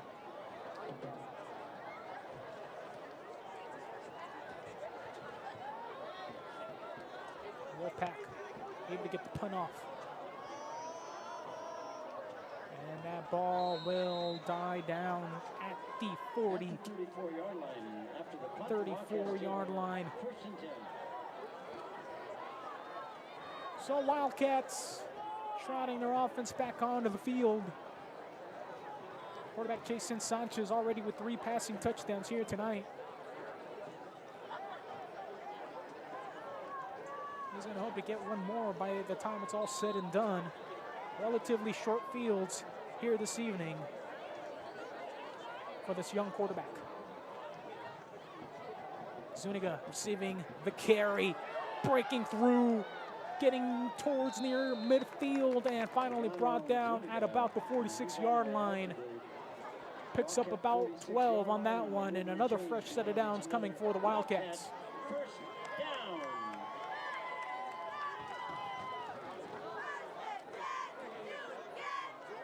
Wildcats looking to keep the play going.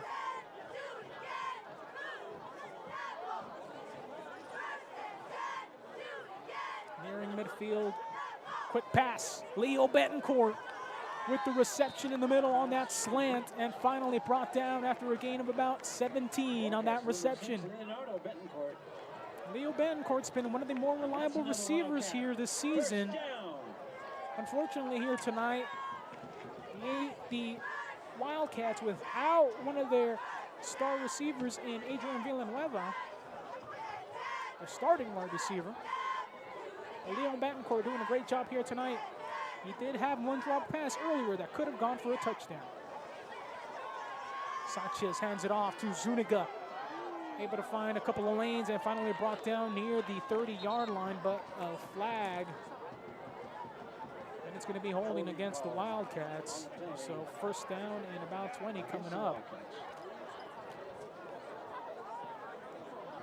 The Wildcats already 10th penalty, and that's their average.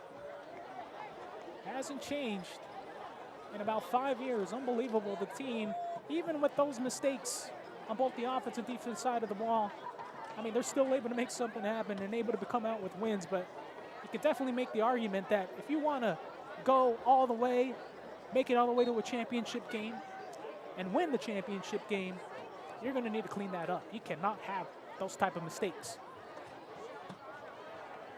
Jason Sanchez stepping back. A little bit of pressure coming his way, trying to find an open receiver, and that pass a little too high, intended for Leo Betancourt, who was all open. There was nobody near him.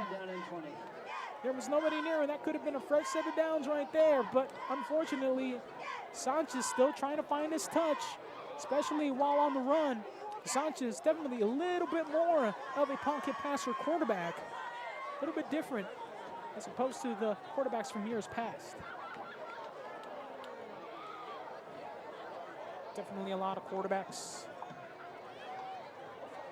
Passing game improving throughout the years.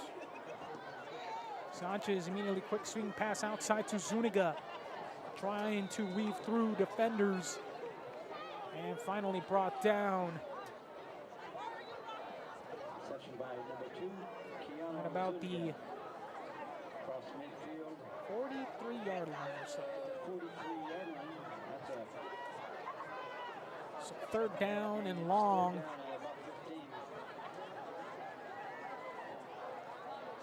Jason Sanchez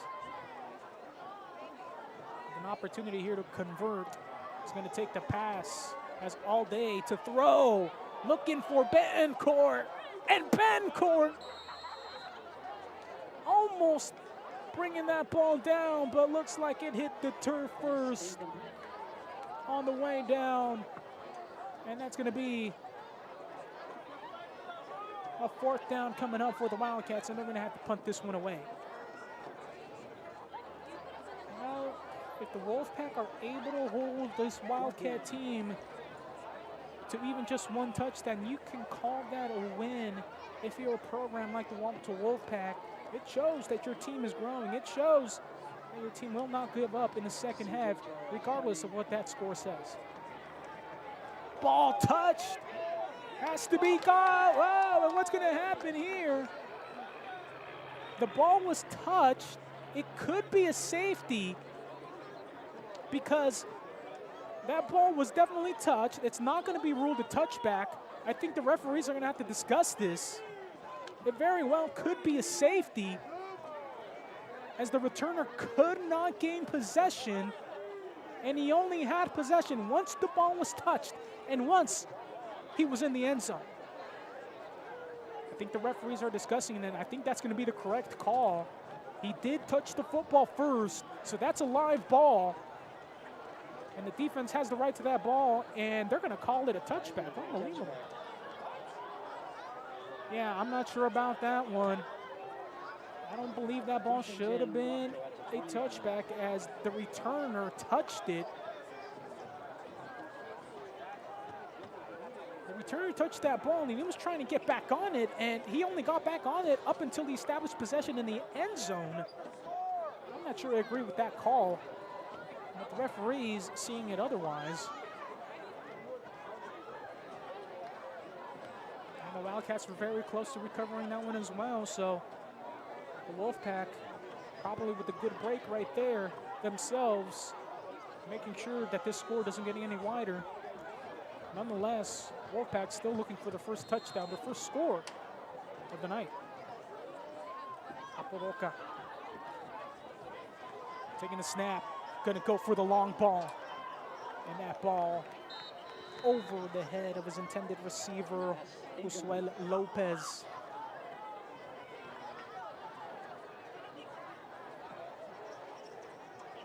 Second down and 10. Yeah, I'm not sure about that one. We're gonna have to review the rules on how that works, on how you can touch the ball on an intended return, drop it essentially, and then get back on it in your own end zone and have it being called a touchback. Second down and 10. Aporoka, quick pass, ball almost intercepted there. Third down and 10. Couple of defensive backs in the area. Jacob Bob, the intended receiver. And the Wildcat, Louis Gatica, right there in the area. Had to jump up high to try to get that one, but just a little too much. And that ball falls incomplete. Minute 43 remaining here, third quarter.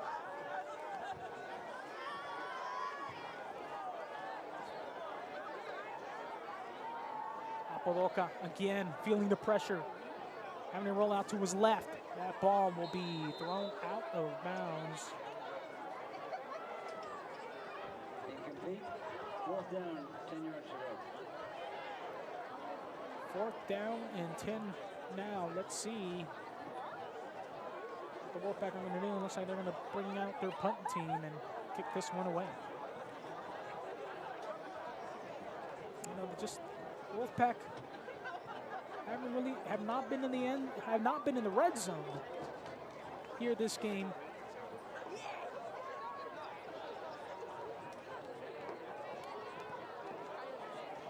The ball will get punted away. It's rolling down. Let's see if Zuniga's going to pick it up. He is. He's going to run. Going to try to get to the outside. getting the corner, and finally being brought out of bounds past the 35-yard line. Looks like at the 33. Turn across midfield, deep into Wapato territory. You have to imagine now that the Wildcats are going to want to score. No reason they can't, no reason that they shouldn't.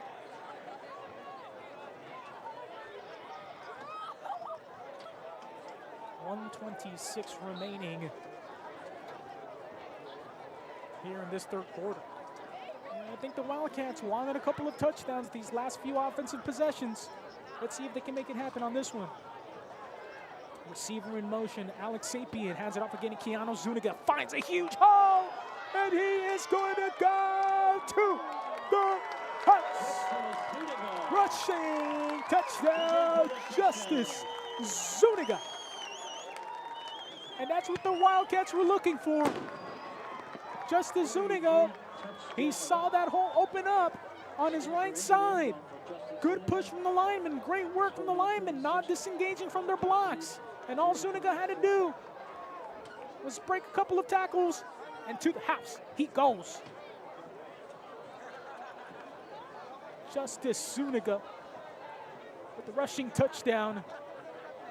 And now the pending PAT.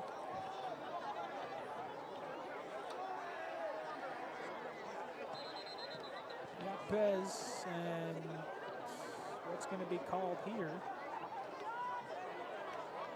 It's going to be offsides on the Wolfpack, so good thing for the Wildcats as they will get another attempt here at the PAT.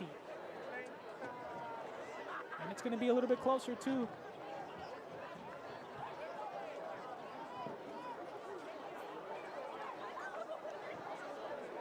The distance to go.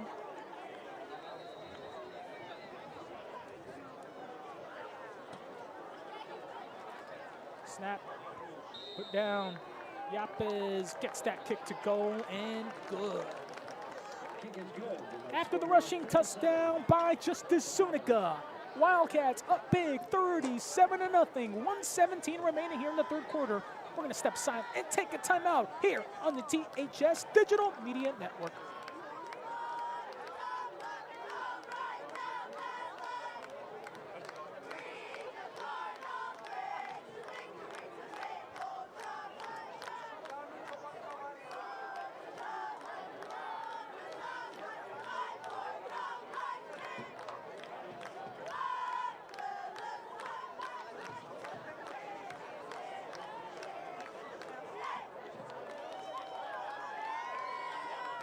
And welcome back here on the THS Digital Media Network after the touchdown by Justice Zuniga on his first rushing touchdown of the season. Able to go for 35 yards on that one and able to find the end zone. And now Sebastian Yapez looking to kick this one off as the Wildcats 3 points away from 40. They're going to hope to make a statement here.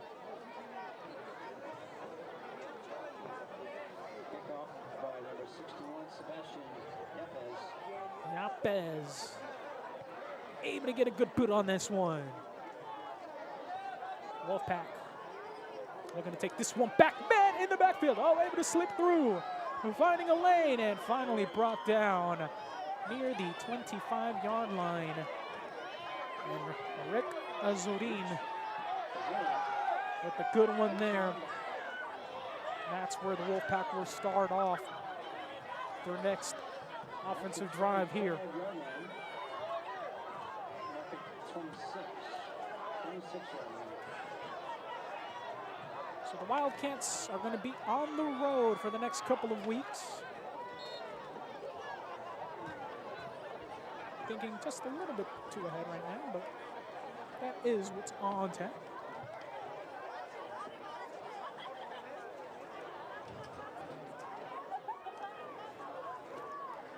So Wolfpack awaiting the call there. Apodoka. That pass completed to Jacob Bob. Gains about 2 on that reception. Number 8, Jacob Bob. Second down and about 8 yards to go. Less than a minute remaining. Let's see if the Wolfpack are going to continue running the ball at a high pace or if they're just going to let this clock wind down. There's only 17 seconds remaining on the play clock, so they are going to have to run a play.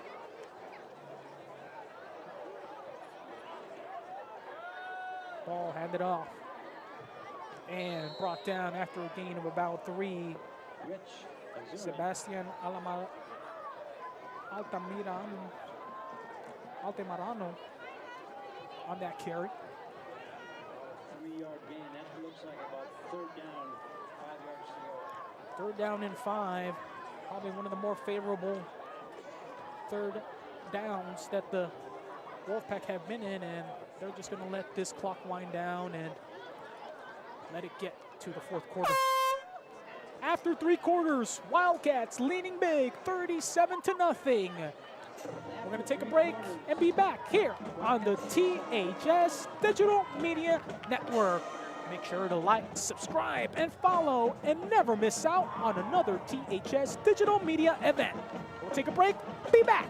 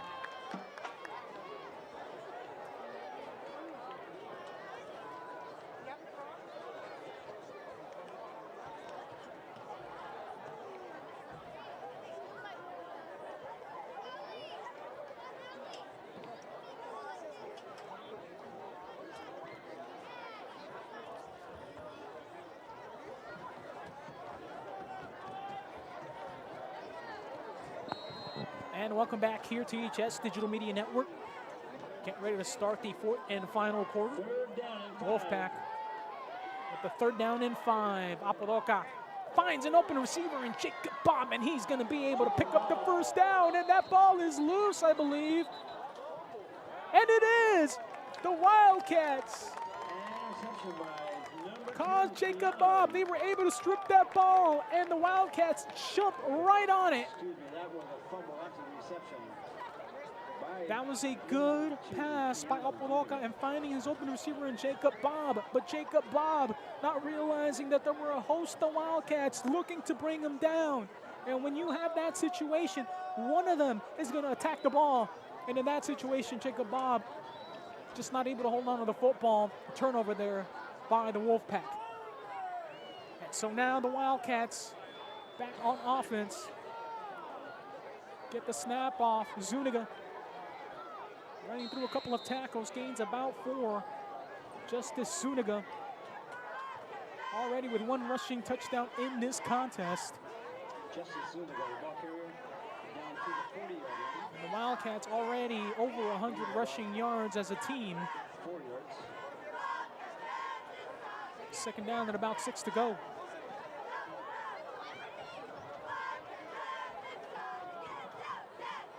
Sanchez looking to find the long ball. Leo Bancourt open and finally tackled down near the 10-yard line. A 30-yard reception there. And Jason Sanchez looking to get his groove going through the air. Well, he already has 3 passing touchdowns, and he was definitely looking for 1 more there. Leo Bancourt was wide open. If Jason Sanchez would have put a little bit more power on that ball, he could have let him right into the end zone. Sanchez is going to try again. Quick pass, and that one a little low. Pass intended Incomplete. for Leo Betancourt again. And that slant up the middle.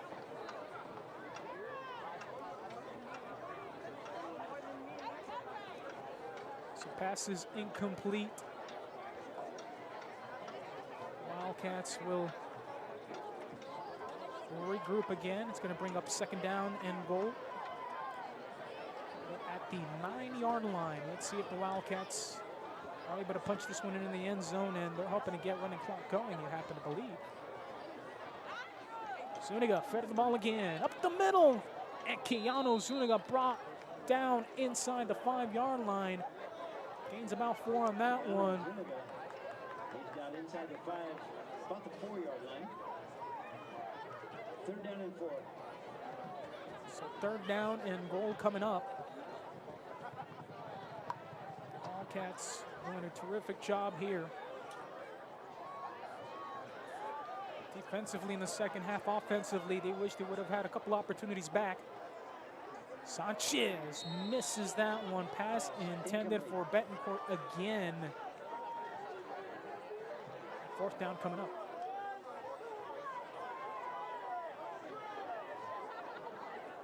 Let's see what they're going to try to do. I think they're going to try to get it into the end zone, believe it or not. They could very well just kick a field goal. But I happen to believe that the Wildcats want to get Jason Sanchez as many looks and as many opportunities on the offensive side of the ball as possible. Sanchez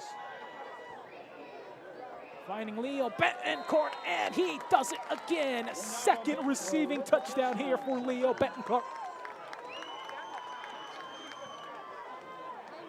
43-0 now the score. Pending the extra point. Let's see what it's going to come out to. Well, Wildcats just wanted to make a statement here, saying that, you know, the SCAC West better look out. Even though the season started 0-4, that doesn't mean the season is going to end 0-10 by any means, especially after tonight. Ball's going to go up, and Yapez able to kick that one through, and good. 44-0 now the score. 10 minutes and 4 seconds remaining here in the 4th and final quarter. We're going to step aside, take a break here on the THS Digital Media Network.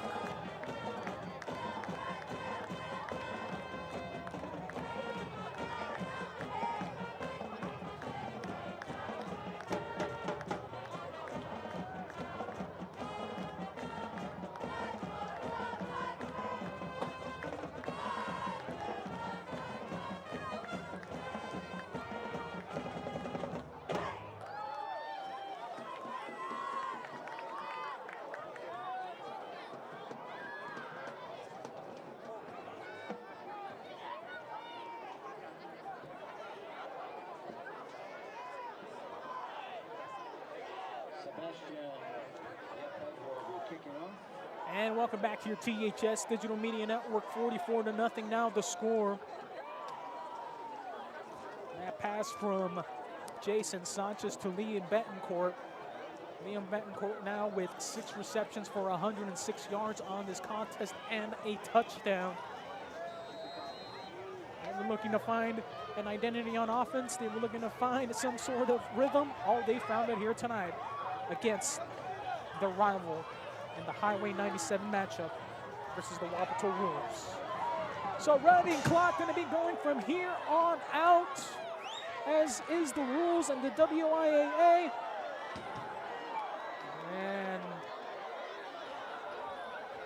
Wolfpack returner brought down at about the 35-yard line, Josué Lopez.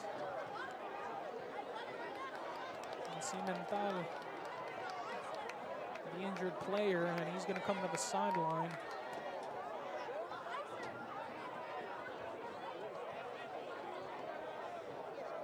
And so the Wolfpack tried to get into the end zone here, hoping to end the game with some points at the very least.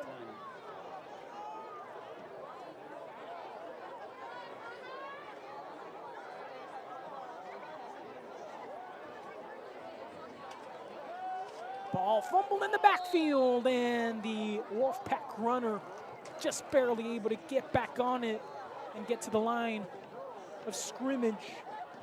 Juan Gomez. No gain, 2nd down and 10. Apodoca coming back out. Here at quarterback, 2nd down and 10.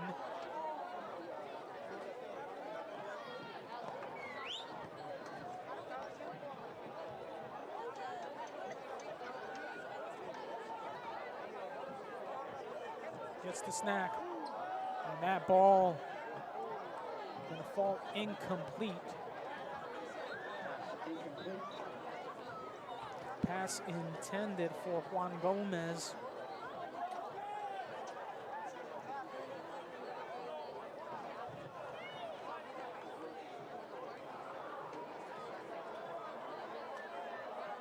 Second down and 10 to go.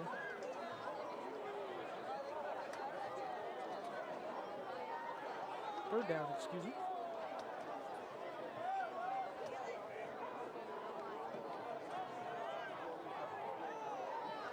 Five seconds remaining on the play clock. The Wolfpack are going to need to snap this. Able to get it off. Apodaca. And that ball going to fall short of his intended receiver, Josué Lopez. Pass incomplete. There's the running clock. 7:50 remaining and counting. So fourth down, and the Wolfpack are going to be forced to punt this one away again. Just overall very different. Wildcats with a lot more offensive success than they've had their last 4 games combined. They've doubled the points. They've scored double the points than they have the first 4 games. Returner there for the Wildcats. It's going to be met at about the 52-yard line. First and 10 Wildcats. Keanu Zuniga with a decent return. The Wildcats going to be near midfield. They're at their own 49-yard line.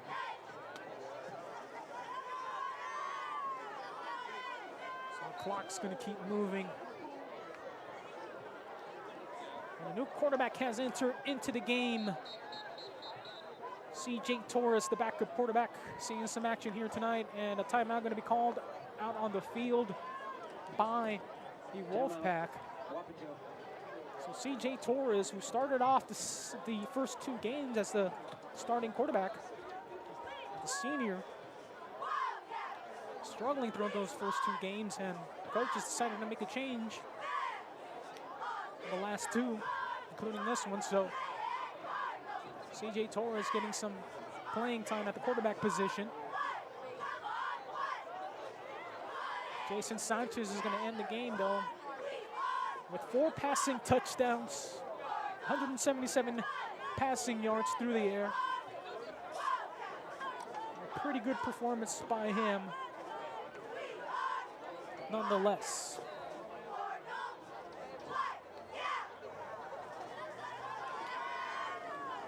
CJ Torres, the new signal caller out there.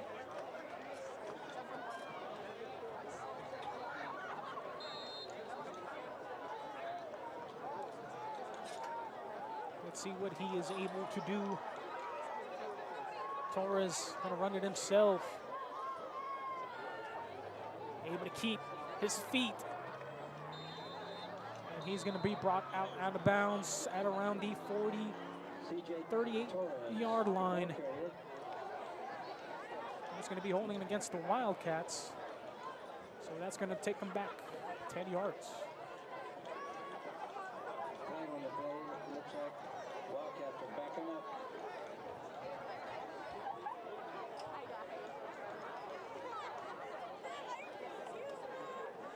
So first down and 20 now.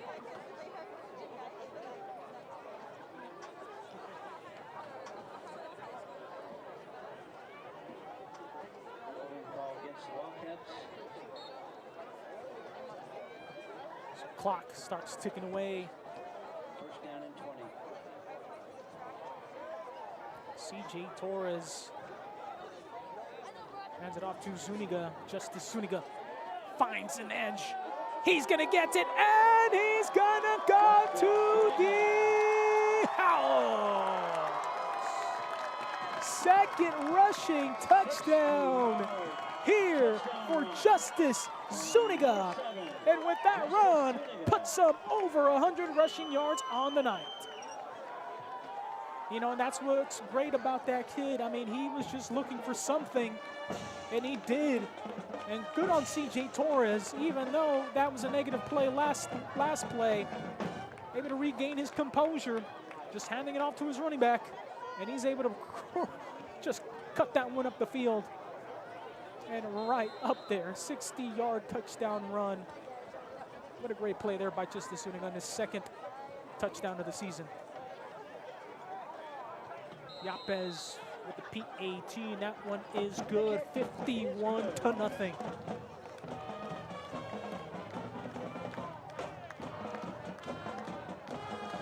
51 offensive points. If the Wildcats wanted to find some confidence here tonight, well, they certainly did. Well, this is what it is. I wonder how many teams are tuning in here tonight, keeping an eye on this Wildcat squad. Even though they started off the season 0-4, you bet the other teams are going to have to be scared after seeing what the score was here tonight. If you're Natchez Valley, if you're the LaSalle Lightning, and if you're the Zilla Leopards, if you're the Connell Eagles, this team is far from finished. And boy, we don't know what the record's going to be at the end of the day. But either way, this team with a chance at postseason as they will continue to stay alive.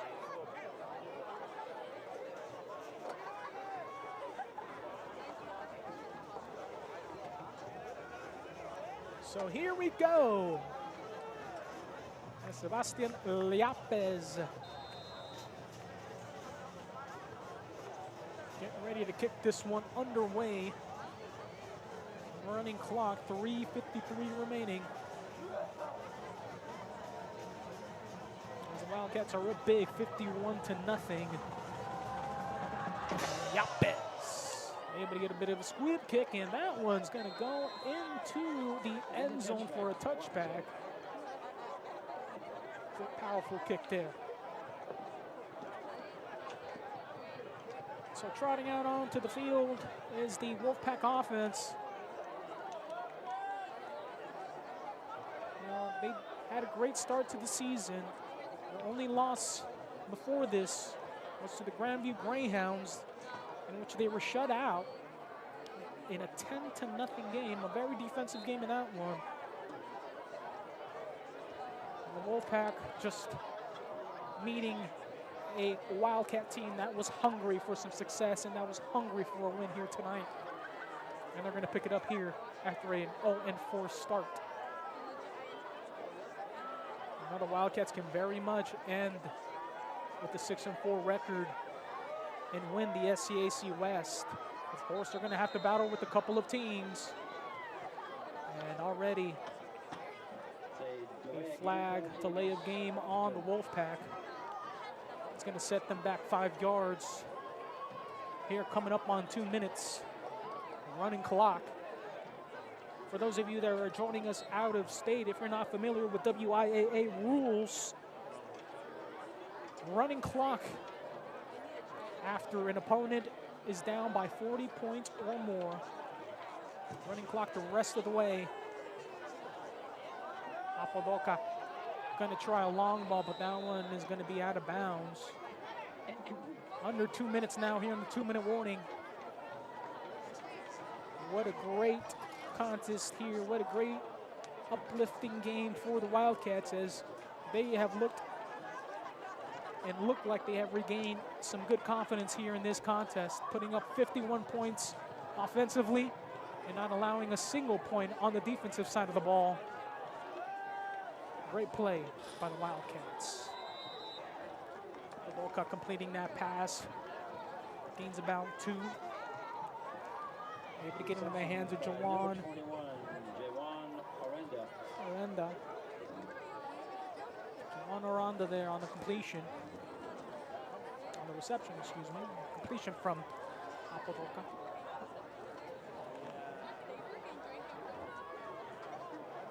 Coming up on a minute remaining here. If you're just joining us, just a huge offensive game for the Wildcats here tonight. Before this, the first 4 games, only 22 points on offense in total. Tonight, 51. If you don't believe that the Wildcats are still in there, oh, they're still in there. And they are far from finished. Next week, they'll be headed over to Connell in Connell, Washington, taking on the Eagles. Tune in on the NFHS network for that contest. And if you are able to travel to the game, we hope to see you out there over in Connell, Washington. And that's next week on Thursday. Another Thursday game for the Wildcats. The Connell Eagles as well. Wapato hands it off. Trying to find the edge and able to get near the 40-yard line. Omar Arispe on that carry. And it's going to be a holding call against the Wolfpack.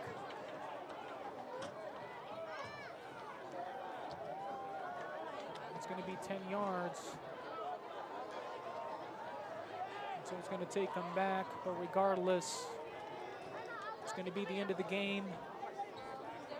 The Wildcats, after being shut out last week, are going to come out with the shutout of their own here against their top rival in the Highway 97 matchup, the Highway 97 rivalry over the Wapato Wolves, 51-0. I'd like to thank everybody on the crew, THS Digital Media crew out here tonight, running all of our equipment, cameras. I'd like to thank them. I'd like to thank the producer of this contest, the media leader. And that's going to be the end of the game. The Wildcats with the much-needed win. After opening up the season 0-4, they pick up their first win over the rival in the Highway 97 matchup. The Wapato Wolves, they come out with the win, 51-0. Notable statistics: Jason Sanchez, 4 passing touchdowns for 177 passing yards. Leo Betancourt with 6 receptions for 106 yards and a touchdown.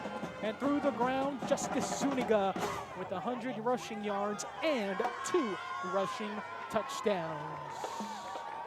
What a great game we've had here, folks. Thank you for joining us. The Wildcats with a much-needed win. They pick it up here tonight. They'll travel next week over to Connell and face off against the Connell Eagles over at Connell High School. Tune in to the NFHS network if you're not going to be able to travel to that game. If not, the next time we'll be on air here at the THS Digital Media Network will be versus the Natchez Valley Rangers in 2 weeks. Well, ladies and gentlemen, thank you for joining us. You see the final score up there, 51-0 Wildcats, which a very much needed win. And the SCAC West, they are put on notice. This Wildcat team can attack. Anyways, ladies and gentlemen, I am Antonio Tony D. Dominguez. The Wildcats keep the Highway 97 trophy, and they get their first win of the season. Have a good night, and God bless. See you